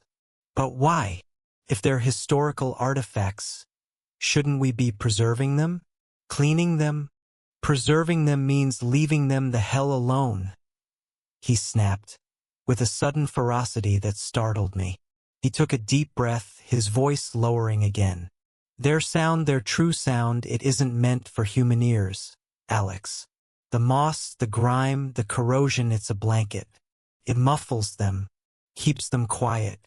A dull thud in a strong wind is all you ever want to hear from them. A pure, clean note from one of those bells, that's an invitation. And trust me, son, you do not want to know what accepts."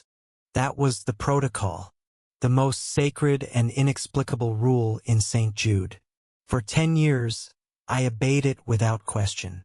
I respected Elias, and more than that, I respected the feeling of the forest itself. I had felt the weight of that place, the sheer age of it, and I had no desire to test its ancient boundaries. Then Elias retired.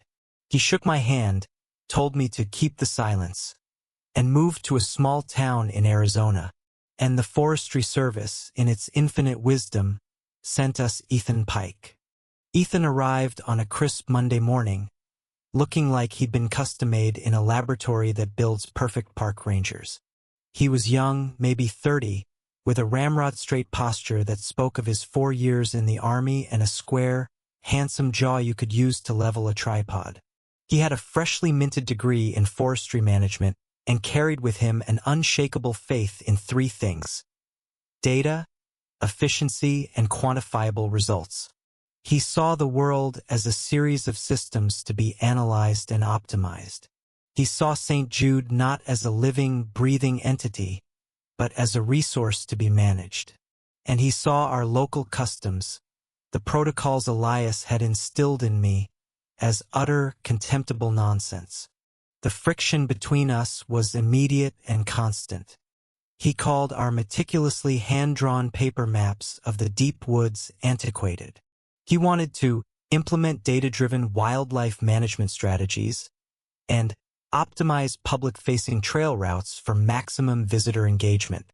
He spoke a different language, a language of spreadsheets and GPS coordinates.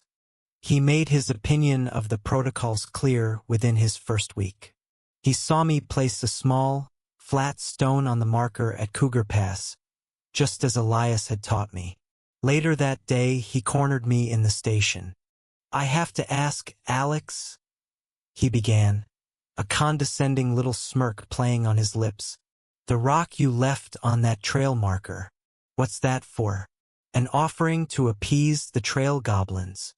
"It's the protocol, Ethan," I said, my voice flat. "It's what we do here. It's a sign of respect." "Respect for what? A pile of rocks?" he countered, tapping a finger against his temple. "This is the 21st century. We operate on facts, not folksy ghost stories. Our job description is to maintain this park to the highest possible standard set by the United States Forestry Service. That means clarity, order, and demonstrable safety procedures, not superstition." I tried to explain that some things out here didn't operate on his kind of logic, that there was a difference between superstition and caution born of experience. But it was like trying to describe the color blue to a man born blind. He simply didn't possess the receptors for it. When he heard me say unwritten rule, his brain automatically translated it to unscientific nonsense. Our collision course was set from that moment, and its inevitable destination was Chime Valley. It happened about 2 months after his arrival. We were in the station's main office, planning out our maintenance schedule for the upcoming fall season. Ethan was tracing a line on a large topographical map with his finger, his brow furrowed in concentration. "This valley here," he said suddenly, tapping the map with a sharp, decisive rap of his knuckle. "Designated Chime Valley. The main access trail is listed as impassable. And this central feature, this bell line, it's listed in the official park inventory as a unique historical installation. But there's no maintenance log for it. Not a single entry for over 50 years. It's been completely and utterly neglected." My stomach tightened into a cold knot. "We don't maintain it, Ethan. That's the point. We leave it be." He looked up from the map, and that infuriatingly patient, condescending smile appeared on his face again. It was the smile of a teacher about to correct a slow student. "Leave it be? Alex, it's a significant, unresearched historical artifact. We have a duty to preserve it. I took a hike out to the ridge yesterday to get a look. The bells are completely covered in moss and verdigris. They're corroding away into nothing. We need to get a conservation team out there immediately. Scrape them down, polish the bronze, clear the trail. We could make it a feature attraction, a point of interest for tourists." "No," I said. The word came out sharper and louder than I'd intended. "Absolutely not." Ethan's smile vanished. He leaned forward, his friendly facade dropping to reveal the unyielding steel beneath. "And why not? Give me one good, logical reason." One reason that I can put in an official report to the supervisor as to why we should allow a designated park asset to rot. I opened my mouth, but the words wouldn't form. What could I possibly say? An old man I used to work with told me not to because the sound is an invitation for interdimensional monsters. Sounded insane even to my own ears. It was the very folksy ghost story he so openly mocked. The protocol says, I began, my voice weak. The protocol is not in the rulebook, he snapped, his patience finally shattering. His voice echoed in the quiet station. I am the new head ranger of St. Jude National Forest. My authority comes from the United States government. And my job, my mandate, is to manage this park based on the official written guidelines, not on local superstitions passed down by some old man who was probably afraid of his own shadow. We are cleaning the bells. It will be a legacy project. My legacy will restore them to their former glory, so people can finally appreciate them. I stood up, my hands clenched into useless fists at my sides. Ethan, you don't understand what you're doing, I pleaded. You are making a terrible mistake. That rule is there for a reason. Then tell me the reason, he yelled, standing to meet me. Show me the data. Show me one single piece of empirical evidence, one verifiable fact, that suggests cleaning a set of old rusty bells will cause any harm whatsoever. I had nothing. I had no data. I had no evidence. I had only the solemn words of a wise old man and a cold, heavy feeling of absolute dread in the pit of my stomach. And in Ethan Pike's world, that meant I had nothing at all. My silence was his victory. He smirked, a triumphant, smug expression. He sat back down in his chair, the argument won. Exactly, he said quietly. I've already put in the request for the conservation supplies and a 2-person support crew. We'll start next week. I stood there, defeated, as he turned back to his maps and his plans. He was a man of logic and order, about to bring his own brand of clarity to the darkest corner of the forest. He couldn't see the abyss he was about to meticulously scrape clean and polish to a bright, welcoming shine. For the next week, I existed in a state of quiet, simmering dread. It was a unique and terrible feeling, a kind of preemptive grief for a disaster that had not yet occurred, but felt as inevitable as a coming winter. The station, once a place of comfort and routine, felt like a prison cell where I was forced to watch a slow-motion catastrophe unfold. My first instinct was to fight. I spent an entire afternoon composing an email to our regional supervisor, a man named Henderson who worked out of a sterile office building 200 miles away.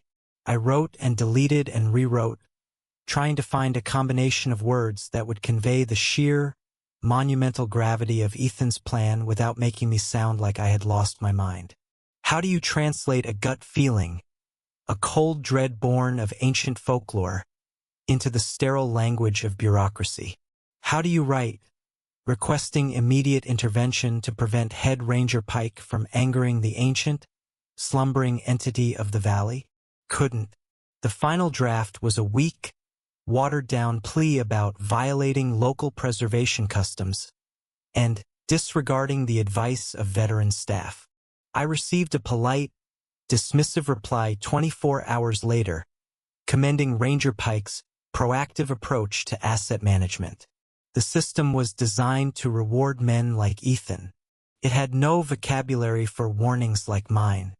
My second, more desperate, attempt was to find Elias. If anyone could talk sense into Ethan, or at least scare him into listening, it was the man who had written the rulebook of this place. I took a day of personal leave and drove the 3 hours to the small town where he was supposed to be living out his retirement. But he was gone. His small house was empty, a for sale sign hammered into the lawn. A neighbor, a kind woman watering her roses, told me he'd left months ago. Said he had to go somewhere colder, somewhere with more silence, she said, squinting at me. Left in a hurry. Didn't leave a forwarding address. He had felt a change coming in the wind, I realized. He had abandoned his post before the war even began.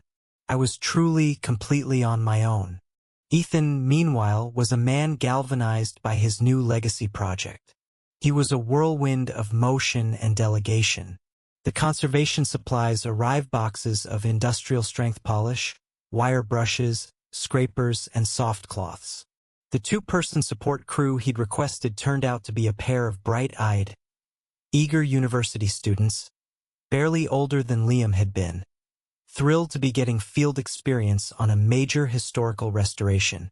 Every morning, the three of them would load up a cart with their equipment and head down the newly cleared trail into Chime Valley, their cheerful chatter echoing in the morning air. I couldn't bring myself to go with them. I couldn't bear to be a witness to the desecration. I stayed at the station, handling the mundane tasks, paperwork, inventory, answering the phone, all while a knot of anxiety tightened in my chest with every passing hour. The forest itself seemed to collude with my dread. The air grew still and tense. The normal chorus of birdsong seemed to quiet down, as if the forest was holding its breath, waiting. On Friday afternoon, they returned for the last time. They were triumphant, their faces flushed with the satisfaction of a job well done, their clothes stained with grime and the greenish residue of oxidized bronze. "It's done," Ethan announced, his voice beaming with pride. He strode over to the main desk where I was sitting and tossed a folder in front of me. "Take a look at that, Alex. A work of art, rescued from oblivion." With a feeling of profound sickness, I opened the folder. Inside were a dozen high-gloss photographs. I looked down at the first one, and my heart sank into a cold, dark place. The bells were unrecognizable. Where there had once been shapeless, lumpy masses of green and black things that looked more like geological formations than man-made objects, there were now 30 gleaming, immaculate shapes of polished bronze. They shone in the filtered sunlight of the valley, reflecting the tall trees and the pale sky in their distorted, mirrored surfaces. They were naked, vulnerable. All the age, all the wisdom, all the protective, silencing layers of grime and time had been brutally scoured away. They looked beautiful. They looked clean. And they looked horribly, fundamentally, and profanely wrong. "You can see the inscriptions on them now," Ethan said excitedly, leaning over my shoulder and pointing to a close-up shot of one of the larger bells. The surface was covered in strange, flowing symbols, characters that looked vaguely runic but were unlike any language I had ever seen. "We've documented everything, photographed every marking. This is a major historical find, Alex. This will put St. Jude on the map." "You shouldn't have done it, Ethan," I whispered. My voice was barely audible. I couldn't look away from the gleaming, silent bells in the photograph. They looked like instruments waiting for a musician. Ethan sighed, his celebratory mood deflating into his familiar, weary frustration with me. "For God's sake, Alex, will you stop?" he said, straightening up. "Nothing happened. The world didn't end. The forest goblins didn't come out and get us. All we did was our job, and we did it well.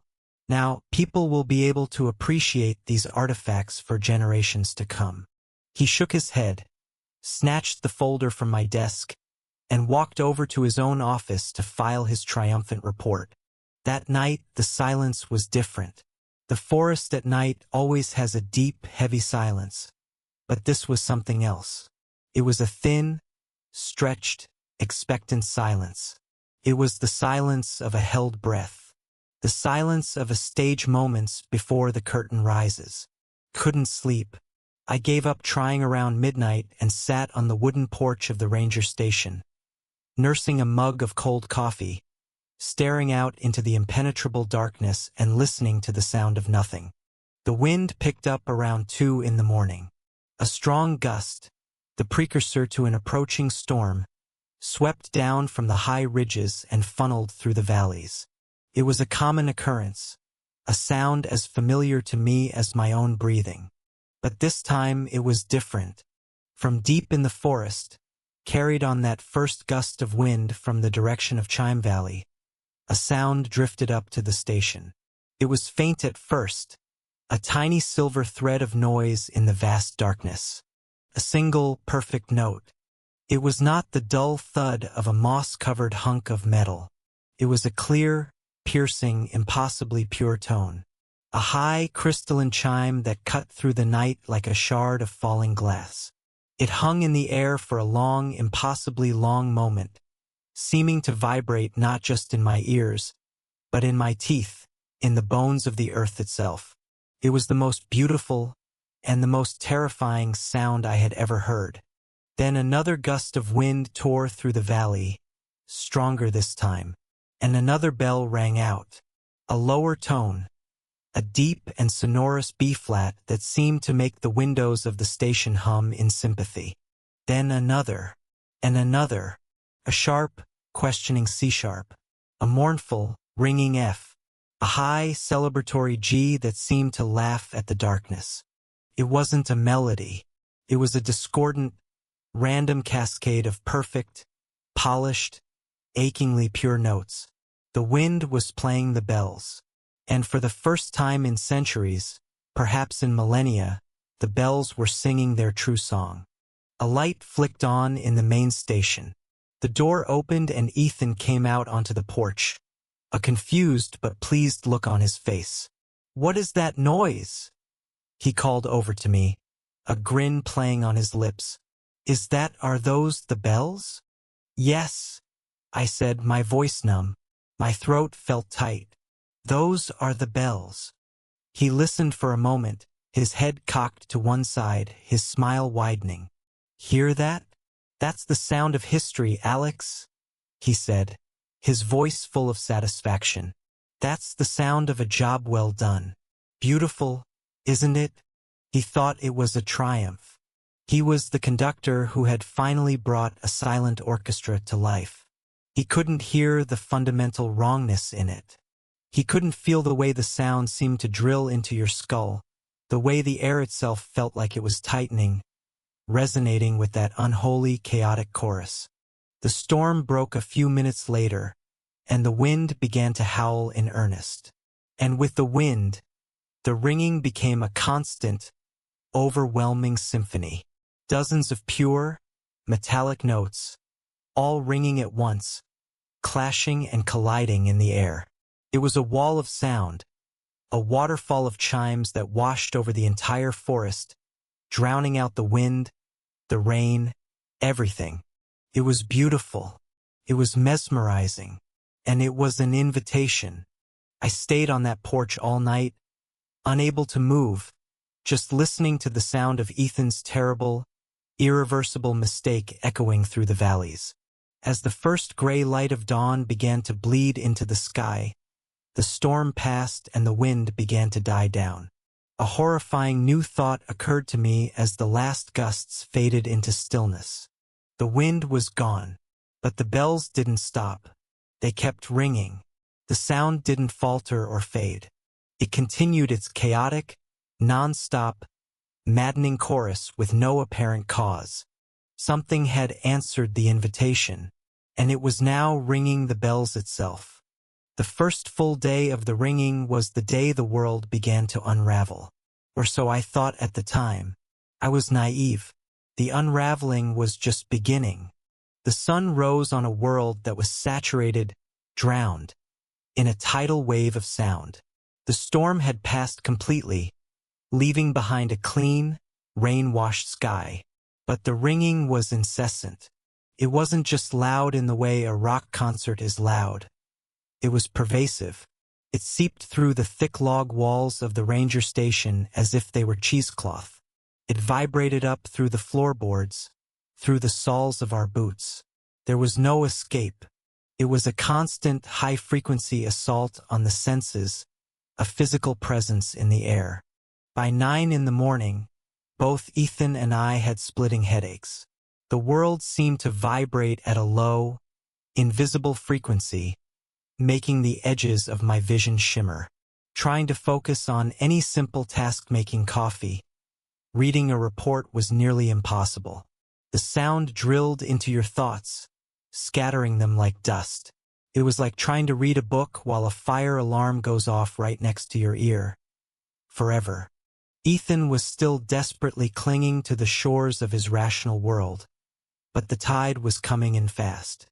His pride was being rapidly eroded by the physical reality of the noise. "It must be some kind of sympathetic resonance," he said, pressing the heels of his hands against his ears. He had to shout to be heard over the din. The wind must have agitated the bells at their precise resonant frequency. Now they're keeping each other going in a feedback loop. It's a freak acoustic phenomenon. It'll stop. It has to decay eventually. But it didn't stop. Noon came and went, and the bells rang. The sun began its slow descent toward the western ridge, and the bells rang. Night fell, cloaking the forest in darkness, and the bells rang, their sound seeming to grow even louder and clearer without the competition of daylight. The sound itself was changing. It was no longer a collection of distinct, random notes. The individual chimes had begun to merge, to stack on top of one another, creating a single, impossibly complex, continuous chord. It was a solid wall of sound that contained dozens of shimmering, metallic layers, high, piercing rings, deep, sonorous gongs, and 1,000 mid-range tones that warbled and shifted. The sheer complexity of it was maddening. The first definitive sign that this was not a freak acoustic phenomenon, that this was something hostile to the natural order, was the wildlife, or rather, the complete and total lack of it. By the second morning, the forest had fallen utterly silent. The birds were gone. Not a single chirp or call.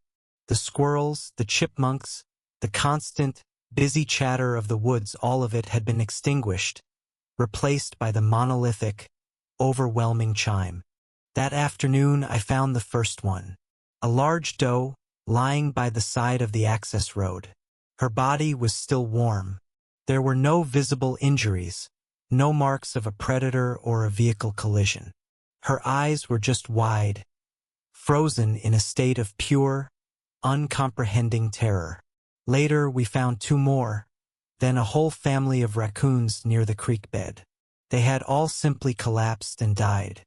They had run until their hearts had given out, trying to escape a sound that was everywhere. The forest was emptying itself, its inhabitants fleeing or dying in the face of this sonic invasion. By day 3, the psychological effects began to manifest in earnest. Sleep was no longer possible. Rest was a distant memory. Every time I closed my eyes, the sound seemed to get louder, to focus itself into a needle point that drilled directly into the center of my brain. And then, I started to hear things within the ringing. At first, it was just phantom patterns, little ghost-like melodies that would surface from the chaotic noise for a moment before sinking again. Auditory pareidolia, my exhausted mind supplied, seeing faces in the clouds, but with sound. Then I started hearing whispers, faint, sibilant voices weaving in and out of the metallic tones. They were too quiet to make out any distinct words, but they were there, lurking at the very edge of my hearing, a maddening chorus of secrets just beyond my grasp. I finally confronted Ethan about it that evening. He was a wreck. His normally sharp, handsome features were slack with exhaustion. His eyes were bloodshot, rimmed with dark circles, and his skin was pale and gaunt. He looked like he hadn't slept in a month. "I hear them too," he admitted, his voice a raw, cracked whisper. He didn't even try to deny it. Voices. In the ringing. He ran a shaky hand through his hair. It's an auditory hallucination, a known symptom of prolonged exposure to a constant, unstructured sound frequency. It's called the Gansfeld effect. Our brains are desperate for patterns, so they create them from the noise. It's not real. He was still reciting from his textbooks, still clinging to his science like a drowning man to a piece of driftwood. But his voice lacked all conviction. He was trying to convince himself as much as me. That night, the whispers became clearer. I was lying on my cot, staring at the ceiling, the whole room vibrating, when I heard a voice detach itself from the cacophony. It was as clear as if the person were standing right next to me, layered perfectly within the chimes. It was Elias's voice. "You should have stopped him, Alex," it said, the tone not angry, but full of a profound, bottomless sorrow and disappointment. "You knew the protocol. You let him do it." I shot upright in the darkness, my heart hammering against my ribs. My skin was cold with sweat. I knew, on some level, that it was a hallucination, a trick of my sleep-deprived, guilt-ridden mind. But it felt more real than anything else in this world of noise. The physical world itself began to warp. The constant, intense vibration was starting to have a measurable effect on our surroundings. I noticed that a glass of water I'd left on the table had a pattern of perfectly still, concentric ripples on its surface, frozen in place. The dust motes dancing in a beam of afternoon sun would hang suspended for a few seconds at a time, unmoving, as if captured in a web of resonant frequency. The ground itself seemed to hum, a low bass counterpoint to the high-pitched ringing of the bells. The world was being tuned to the key of the chimes. On the fourth day, we made the decision to shut down the station to the public, hanging a "closed for emergency maintenance" sign at the park entrance gate. We couldn't risk anyone else being exposed to this. We were officially completely isolated. Two people trapped on a small, vibrating island in a sea of unending sound. Ethan's rationalizations grew more frantic, more desperate. "It could be geological," he insisted, pacing the floor of the main room like a caged animal. "A massive quartz deposit in the valley floor. The bells agitated it, and now it's creating a piezoelectric feedback loop. It's scientifically possible. Highly improbable, but possible." But I could see the raw terror in his eyes. He was a man of logic and order, watching the fundamental laws of physics bend and break around him. He had polished away the moss, and in doing so, he had scoured away the very foundation of his reality. The true horror, the moment that pushed us from a state of crisis into a state of siege, began that evening. I was in the small kitchen, trying to force down some canned soup that I couldn't taste, when I saw something out of the corner of my eye, a flicker of movement outside the window, just at the tree line. I looked up, expecting to see a branch swaying or a trick of the fading light. But it was a figure. It was standing at the edge of the woods, about 100 yards from the station, partially obscured by the trunk of a large cedar. It was tall, unnaturally tall and slender. Its limbs were too long, its proportions subtly but horribly wrong. It was a stark, black silhouette against the deepening twilight.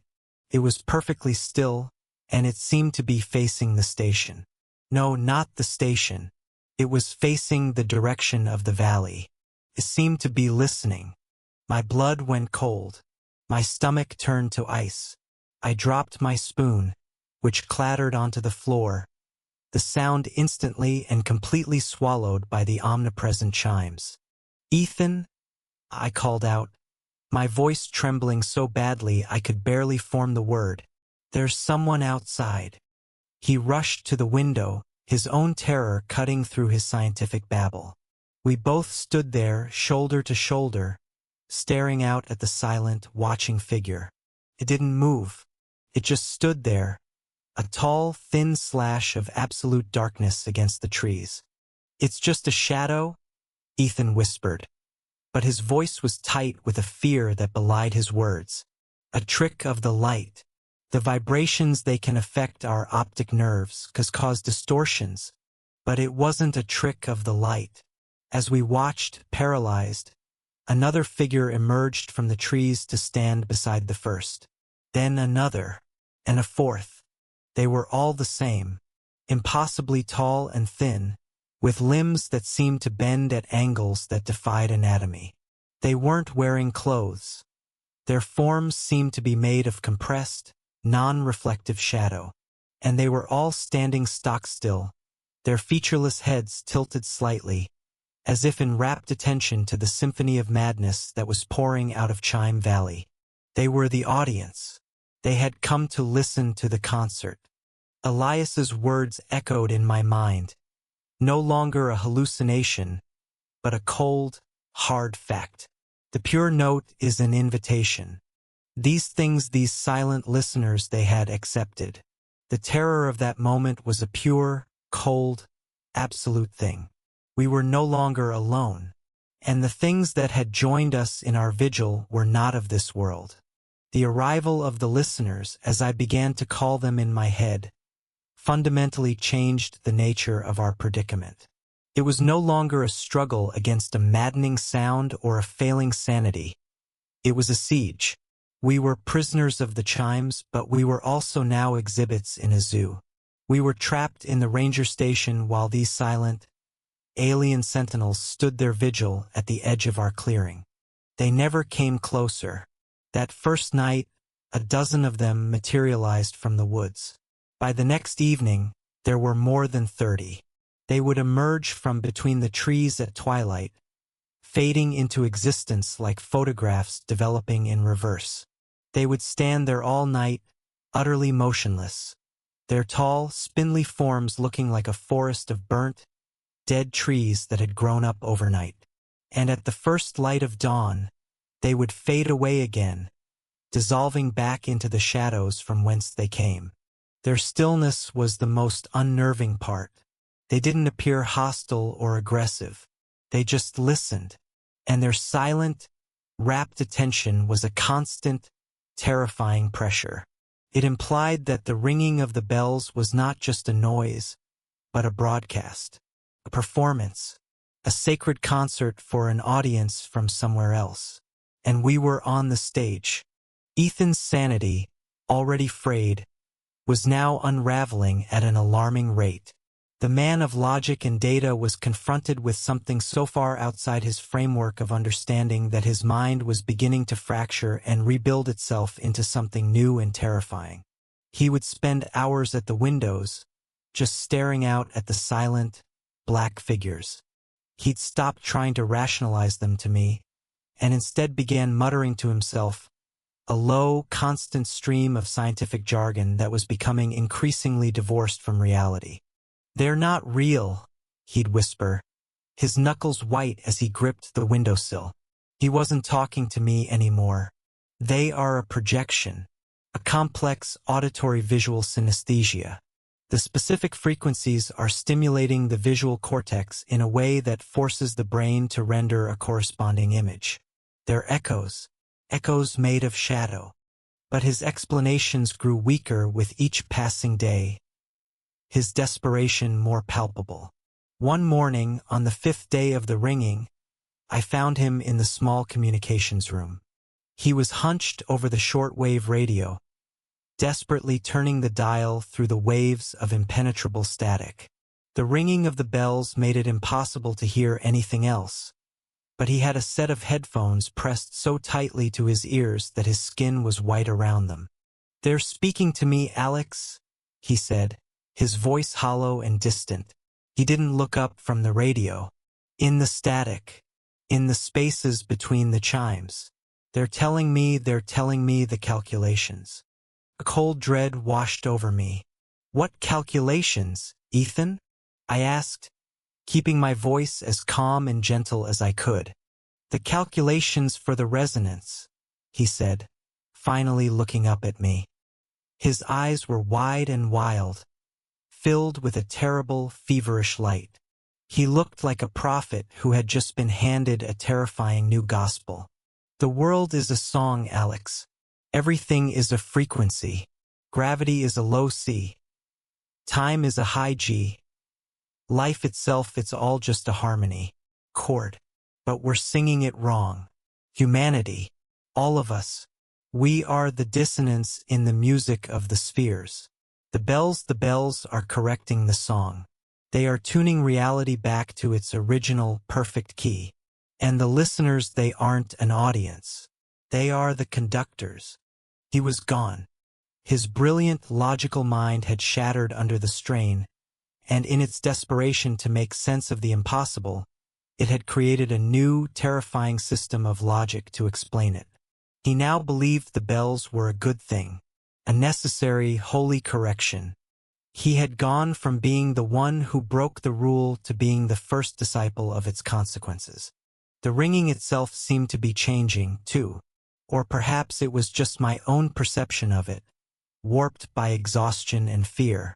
The whispers I'd been hearing were no longer just at the edge of my hearing.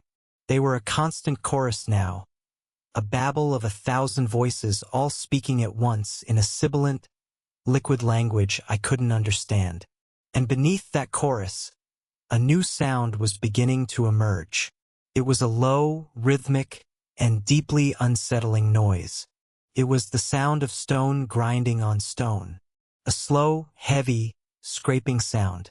Grind, scrape, grind.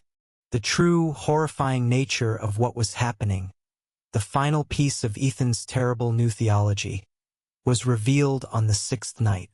A violent thunderstorm had rolled in from the coast, and the world outside the station was a chaos of torrential rain and brilliant, flashing lightning. During one of these flashes, which lit up the clearing as bright as day, I looked out the window and saw that the listeners were no longer still. They were moving. In perfect, unified synchronicity, they were swaying. Their long, slender bodies were bending back and forth like reeds in a wind, a slow, hypnotic, and deeply alien dance. And I realized they were no longer just listening. They were participating. In another flash of lightning, my eyes were drawn to one of them, and I saw the source of the new grinding sound. The listener had raised its impossibly long arms. In its hands, which were not hands at all but merely tapered points, it held a massive, rough-hewn slab of dark stone. With a slow, deliberate motion, it struck the slab against another, similar stone at its feet. Grind, scrape, grind. The sound was perfectly in time with the swaying of the others. They weren't just the conductors. They were the percussion section, adding a bass rhythm to the bell's maddening treble. But the most horrifying revelation came from Ethan. He was standing beside me at the window, but he wasn't looking out at the storm or the swaying figures. He was staring, transfixed, at the solid log wall of the station next to the window frame. A faint, beatific smile was on his face. "Don't you see it?" he whispered, his voice filled with a profound and holy awe. "It's so beautiful." "See what, Ethan?" I asked, my heart pounding a frantic rhythm against my ribs. "There's nothing there. The bleed-through," he said, reverently tracing a finger on the solid, rough-hewn wood of the wall. "The song is becoming so strong, the resonance so perfect, that it's making the walls of reality thin. We can almost see backstage." I looked where he was pointing. At first, I saw nothing but the familiar texture of the logs. But as I stared, forcing myself to concentrate, to look past the ringing in my ears and the fear in my heart, I saw it. The texture of the wood seemed to shimmer, to lose its solidity for a fraction of a second. It was like looking through a heat haze. And for a terrifying, heart-stopping moment, the wall became translucent. I could see through it. I did not see the storm-lashed clearing outside. I saw something else entirely. I saw a place of impossible alien geometry, a sky the color of a deep, swirling bruise, and strange, crystalline structures that grew from the ground like trees, glowing with a soft, internal light. It was another place, a world that operated on a different set of physical laws, a world that was now separated from ours by nothing more than the vibrations of a song.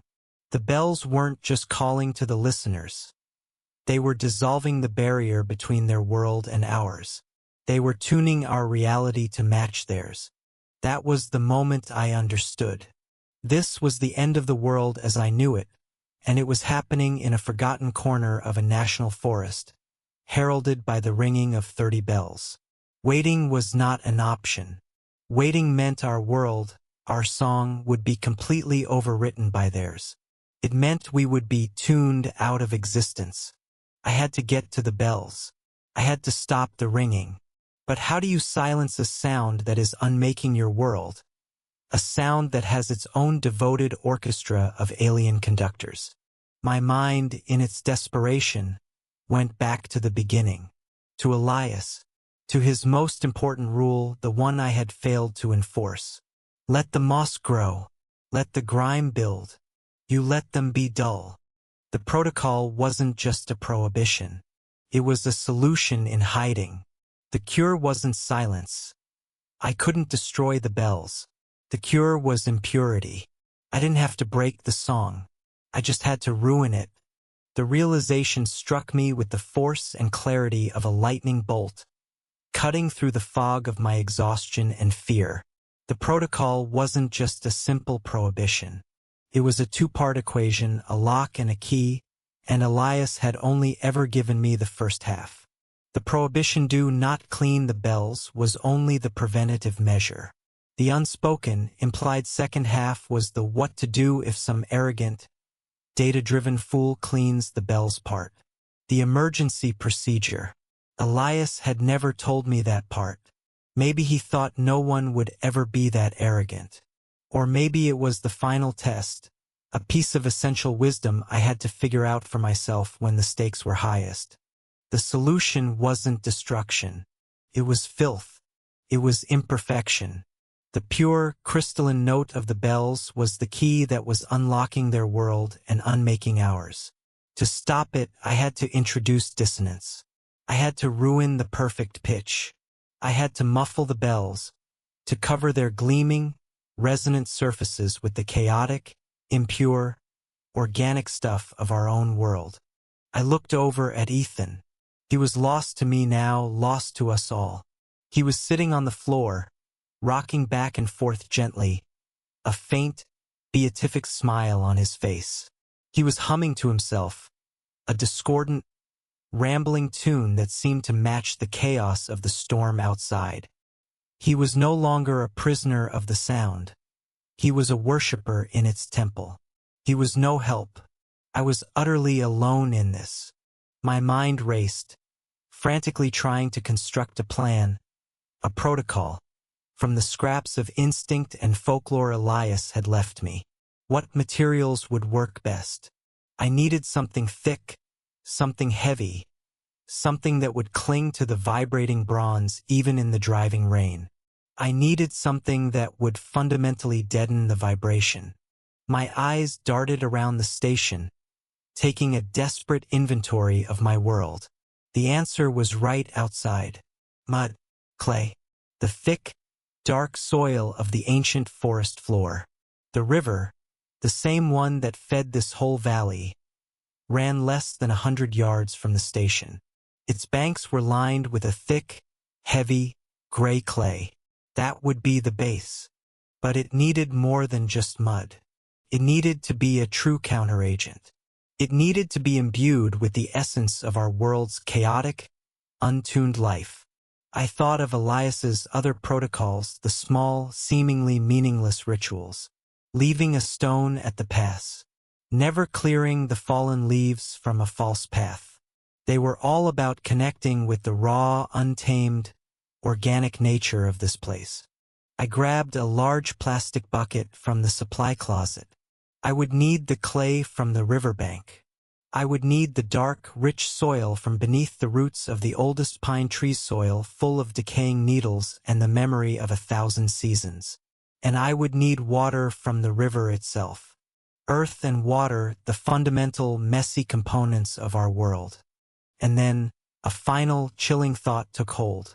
A thought born not of logic but of pure, gut-wrenching primal instinct.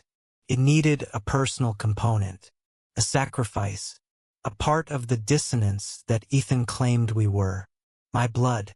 I was going to create a kind of primordial poultice, a sacred mud made of the lifeblood of our world, and I was going to slap it onto the things that were unmaking it. The plan was insane. A frantic, midnight run into a valley filled with alien beings during a violent thunderstorm, with the express purpose of throwing mud at a set of magically ringing bells. But it was the only plan I had. I waited for a lull in the storm, a brief moment when the lightning flashes were less frequent, giving me a precious few seconds of deeper darkness. I pulled on a heavy rain slicker, grabbed a sharp paring knife from the kitchen drawer, and took the bucket. I glanced at Ethan one last time. He was still humming, his eyes unfocused, staring at the shimmering wall. "I can almost hear the whole song now," he whispered to no one. "It's so beautiful." Leaving him there was one of the hardest things I've ever done. Felt like leaving a man to drown. I slipped out the back door of the station and into the roaring chaos of the night. The world outside was a waking nightmare. The ringing of the bells was so loud it felt like a physical pressure that pushed on my chest and made my teeth ache. The air was electric, and the rain was coming down in cold, hard, stinging sheets. The ground itself vibrated constantly under the soles of my boots. I kept to the deepest shadows at the edge of the clearing, my eyes fixed on the line of tall, swaying listeners. They didn't seem to notice me. Their attention was entirely, rapturously focused on the valley, on the source of the song. I was an insect, a mouse, so far beneath their notice that I might as well have been invisible. They were in a state of religious ecstasy. I made it to the riverbank, my feet sliding and sucking in the slick mud. The river was swollen and angry, a torrent of black water in the darkness. But the clay on the banks was thick and perfect. I dug my bare hands into it, scooping the cold, heavy grayness into my bucket. It felt shockingly real and solid in this place of sound and shadow. I moved to the edge of the woods and clawed handfuls of black earth and decaying pine needles from the base of a huge tree, adding it to the clay. I then scooped water from the raging river, mixing it all into a thick, gritty, foul-smelling sludge. Then came the final ingredient, the final act of defiance. I took the small knife from my pocket. My hand was shaking, but my purpose was firm. I took a deep breath and made a swift, shallow cut across the palm of my left hand. I squeezed my fist, letting my own bright crimson blood drip into the bucket, watching it swirl into the gray clay and the black soil. A desperate, primal ritual, a muffling protocol of my own making. With the heavy bucket banging against my leg, I began the long, terrifying journey to Chime Valley. The access trail Ethan had cleared was now a rushing stream, and I had to fight my way through the clawing, overgrown brush in the darkness. The ringing grew louder and more physically painful with every step. Twice, I saw listeners moving through the trees to my left, tall shadows that passed by without acknowledging my presence. They were all heading towards the valley, drawn to the heart of their performance. After what felt like an eternity of struggling through the wet, vibrating darkness, I reached the ridge overlooking the valley. I stopped, and the sight below me stole the breath from my lungs and froze the blood in my veins. The entire valley floor was filled with them. Not dozens, but hundreds. Hundreds of listeners. A swaying forest of spindly black figures. They were all moving in unison, grinding their stones together, their collective motion a slow, hypnotic, and utterly alien dance. And the bells were glowing. Each of the 30 bells was emitting a faint, pulsing, sickly green phosphorescent light, as if the sound had become so intense it was manifesting as visible energy. They were ringing with a terrifying, unified ferocity, yet nothing physical was touching them. I understood then. They were being wrung by the sheer, focused, psychic attention of the hundreds of listeners on the valley floor. This was the heart of the storm, the epicenter of the unmaking. I had to get down there. I had to get to the bell line. It was stretched tight across the valley, maybe 20 feet off the ground at its lowest point in the center. But near the edges, where it was anchored to the massive redwoods, I could reach the first few. My heart hammered against my ribs like a trapped bird. I took my first step down the slippery slope, the heavy bucket of sacred mud banging against my leg. I was a single, tiny, discordant note of flesh and blood, about to throw himself into the middle of a symphony that was ending the world. Getting down into that valley was like descending into a living nightmare, a space where the laws of my world no longer applied. The ground itself was slick and unstable, and the air was thick with the smell of ozone, wet earth, and something else, a faint, sterile scent like the air after a lightning strike. The sound was no longer just a sound. It was a physical entity. It was an immense pressure that made my vision shimmer at the edges and my bones ache as if they were vibrating in sympathy. The world felt thin here, stretched taut like a drum skin, and I felt like I could fall through it at any moment. The listeners were all around me as I reached the valley floor. A forest of swaying, shadowy figures, each one a silent testament to the horror Ethan had unleashed. I moved between them, my breath held tight in my chest, the bucket of mud cold and heavy against my leg. They paid me no mind. It was as if I didn't exist on their plane of perception. I was so saturated with the noise and the strangeness that my own biological frequency was beneath their notice. Or perhaps, lost in their terrible ecstasy, they simply didn't care. I was an ant crawling across the floor of a cathedral during high Massachusetts. My frantic, terrified scuttling was nothing to them. I finally reached the edge of the valley floor, standing in the shadow of the immense, ancient redwood tree that served as the western anchor for the bell line. The first bell, a huge, church-like behemoth that must have weighed 500 pounds, was hanging just within my reach. It was glowing with that sickly, pale green light, vibrating so intensely that the air around it was visibly distorted, shimmering like a heat haze. Its pure, deafening note wasn't a sound I heard with my ears anymore. It was a physical blow that I felt in the center of my chest. I set the bucket down on the muddy ground. My hands were shaking uncontrollably, not just from fear, but from the powerful vibrations running up from the earth into my body. I plunged both hands into the thick, gritty sludge of clay, soil, and blood.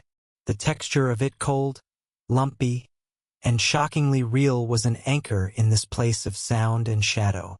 Taking a ragged breath that did little to calm me, I scooped up a massive, dripping handful of the mud. I looked at the glowing, ringing bell. It felt like the ultimate act of sacrilege, like a blasphemy against a terrifying new god. And then I lunged forward, shouting a wordless cry of defiance, and slapped the heavy mud onto its gleaming bronze surface. The effect was instantaneous and violent. The moment my muddy hand made contact, the bell's pure, crystalline note shattered. It didn't just become dull. It became a choked, gagging, ugly sound. A sick clang of profound and utter dissonance that ripped through the harmony of the valley. The pale green light that emanated from it sputtered and died instantly. The bell swung wildly on its mooring, as if it had been struck by a physical, painful blow. And the listeners reacted. A collective hiss rose from the hundreds of swaying figures, a sound like 1,000 snakes disturbed in their nest. It was the first sound any of them had made. The ones nearest to me, a dozen or so, stopped their rhythmic swaying. Their featureless heads, black voids in the stormy darkness, all swiveled in perfect unison to face me. They had noticed the ant. They had heard the sour note I had introduced into their perfect symphony. I didn't wait to see what they would do next. I plunged my hands back into the bucket, grabbed another handful of the primordial ooze, and slapped it onto the bell, covering more of its vibrating surface. Clang. Thunk. The sound grew uglier, deader. It was the sound of a broken thing. A listener, the one closest to me, detached itself from the swaying crowd and took a step in my direction. Its movement was jarringly fast, a fluid, silent uncoiling of its impossibly long limbs. It raised one of its arms, and in a flash of lightning, I saw that it didn't have hands as we know them, just long, tapering fingers that looked like they were carved from black, jagged obsidian. Panic gave me a burst of adrenaline. I ignored the approaching creature and scrambled to the next bell in the line, a smaller, saucer-shaped one that was emitting a high, piercing G-sharp that was drilling directly into my skull. I didn't hesitate. I coated it with the mud. Its brilliant chime died instantly, replaced by a wet, ugly plock, like a stone dropped into a deep well. Another wave of hissing anger rose from the valley floor. More of the listeners were turning now. They were starting to move towards me, their shadowy forms detaching from the crowd, a slow, silent wave of blackness. I was a saboteur, ruining their sacred concert, and they were beginning to respond with a focused, predatory intent. I worked frantically, moving down the line of bells as far as I could reach from the ground. I was a mess of mud and rain and terror, my actions purely instinctual. Slap the mud on, kill the sound, move to the next. Clang. Thump. Plock. Thwack.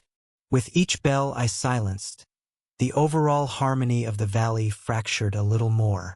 The beautiful, terrifying song was being systematically broken down into a series of ugly, disjointed, and meaningless noises.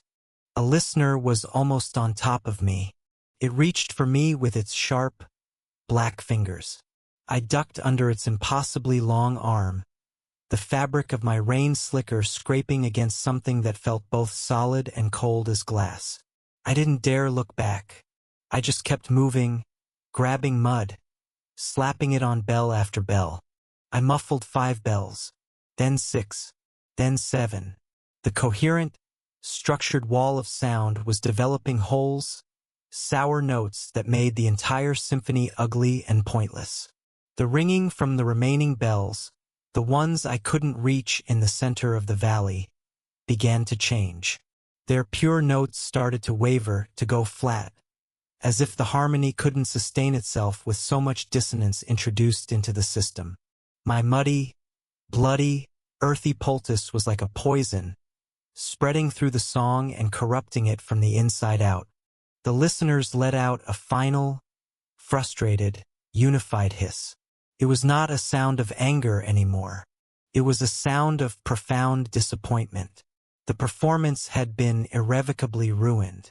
The show was over, and as the last of the bells began to falter, their sickly green light fading to black, the listeners began to retreat. They didn't run or fight. They simply dissolved.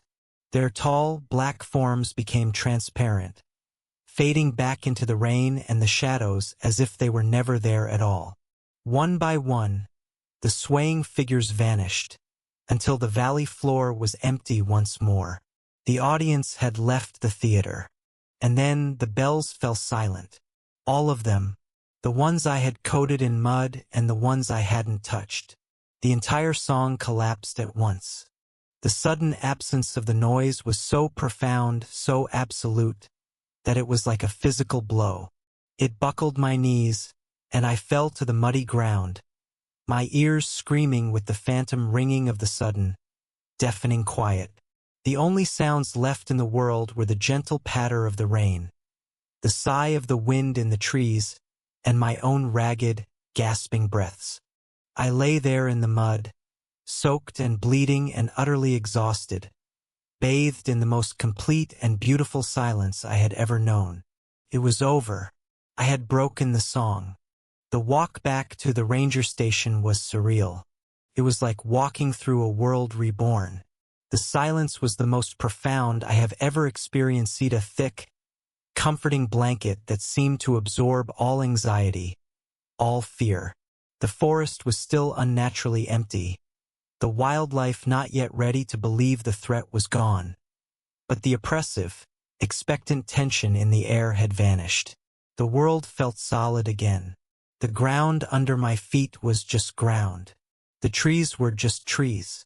The thunderstorm had passed, and the first hints of dawn were beginning to lighten the eastern sky. I had walked into the valley in a world that was ending, and I walked out of it into a world that had been granted a second chance. When I finally stumbled through the back door of the station, covered from head to toe in a mixture of mud, rain, and my own drying blood, I found Ethan exactly where I had left him. He was sitting on the floor in the middle of the main room, his back against a table leg. But he was different. The rapturous, awe-filled expression of the prophet was gone, replaced by a hollow, vacant stare. The abrupt end of the music had severed his connection to whatever world he had found, and there was nothing left inside him to fill the void. He looked up as I entered, his eyes slowly focusing on me. "It's quiet," he whispered, his voice a dry rustle of sound. "They stopped singing." "I stopped them," I said, my own voice hoarse and raw. I was too exhausted to feel any triumph, any pride. I just felt empty. I collapsed into a nearby chair, the now empty bucket falling from my numb fingers and clattering on the wooden floor. The sound was shockingly loud in the newfound silence. Ethan just stared at me, his mind clearly unable to process my words. The man who had demanded data and empirical evidence was now faced with a salvation brought about by a ritual of mud and blood. It was a truth too large and too strange for his fractured worldview to hold. He said nothing else. He just continued to stare into the quiet emptiness of the room. In the days that followed, a semblance of normalcy returned to St. Jude, but it was a fragile, wounded normalcy. The silence held. The bells in the valley remained quiet, their gleaming surfaces now permanently marred by ugly, hardened cakes of dried mud. The first to return were the birds. Their tentative morning chirps, sounds I had once taken for granted, now seemed impossibly loud and miraculous in the quiet forest. They were proof that our world was reasserting itself. Ethan was relieved of his duties a week later. I made a call to the regional supervisor and gave him a heavily, carefully edited version of the events. I spoke of a freak weather phenomenon and a unique, low-frequency resonance from the bells that had induced a state of prolonged auditory distress and shared psychological trauma. I left out the listeners. I left out the thinning walls. I left out the blood ritual in the valley. They would have sent a team of men in white coats for me, not for him. My report was just plausible enough to be believed. They sent a medical team. Ethan went with them willingly, a placid, empty shell of the confident man who had arrived 2 months earlier. I heard later, through the grapevine, that he never fully recovered. He spent his days in a quiet, private medical facility, recovering from severe acoustic trauma and nervous exhaustion. A nurse there told a friend of mine that he was a model patient, quiet and calm, but that he would sometimes hum to himself strange, discordant, rambling tunes that followed no earthly scale. I was left alone at St. Jude, the sole guardian of its terrible secret. In the absence of anyone else, I was made head ranger. The first official order I gave was to permanently decommission the access trail to Chime Valley. I personally went out with a shovel and erased its path. I struck it from all public maps and designated the entire area as a sensitive ecological zone, closed to all public and staff entry. It is a forbidden place once more, protected now by bureaucracy instead of folklore. The moss will grow back on the bells. In my mind's eye, I can see it happening. Nature will heal the wound I inflicted. It will slowly, season by season, layer its own green, living silence over the gleaming bronze that I so crudely marred. But the damage, the memory of what happened, is not undone. Not completely.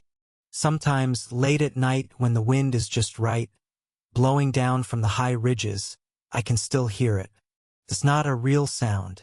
It's a ghost in my ears, an echo burned into my memory. A single, pure, perfect note that hangs in the silent air for a moment before fading. A reminder of what I heard. A reminder of what I did.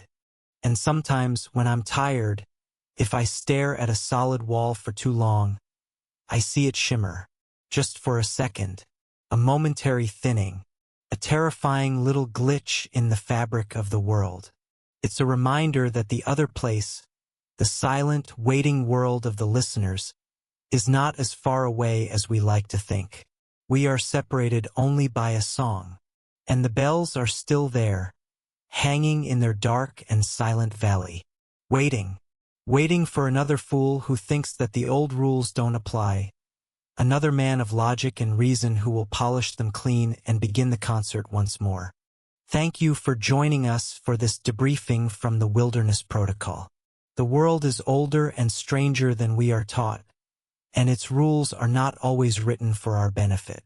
Be careful where you walk, and be very, very careful what you awaken. If you have your own stories, your own encounters with the unexplained protocols of the wild, share them in the comments below. Your experience could be a vital warning for someone else who thinks the old ways are just superstition. Like and subscribe for more reports from the fringe. Until next time, stay safe and stay vigilant.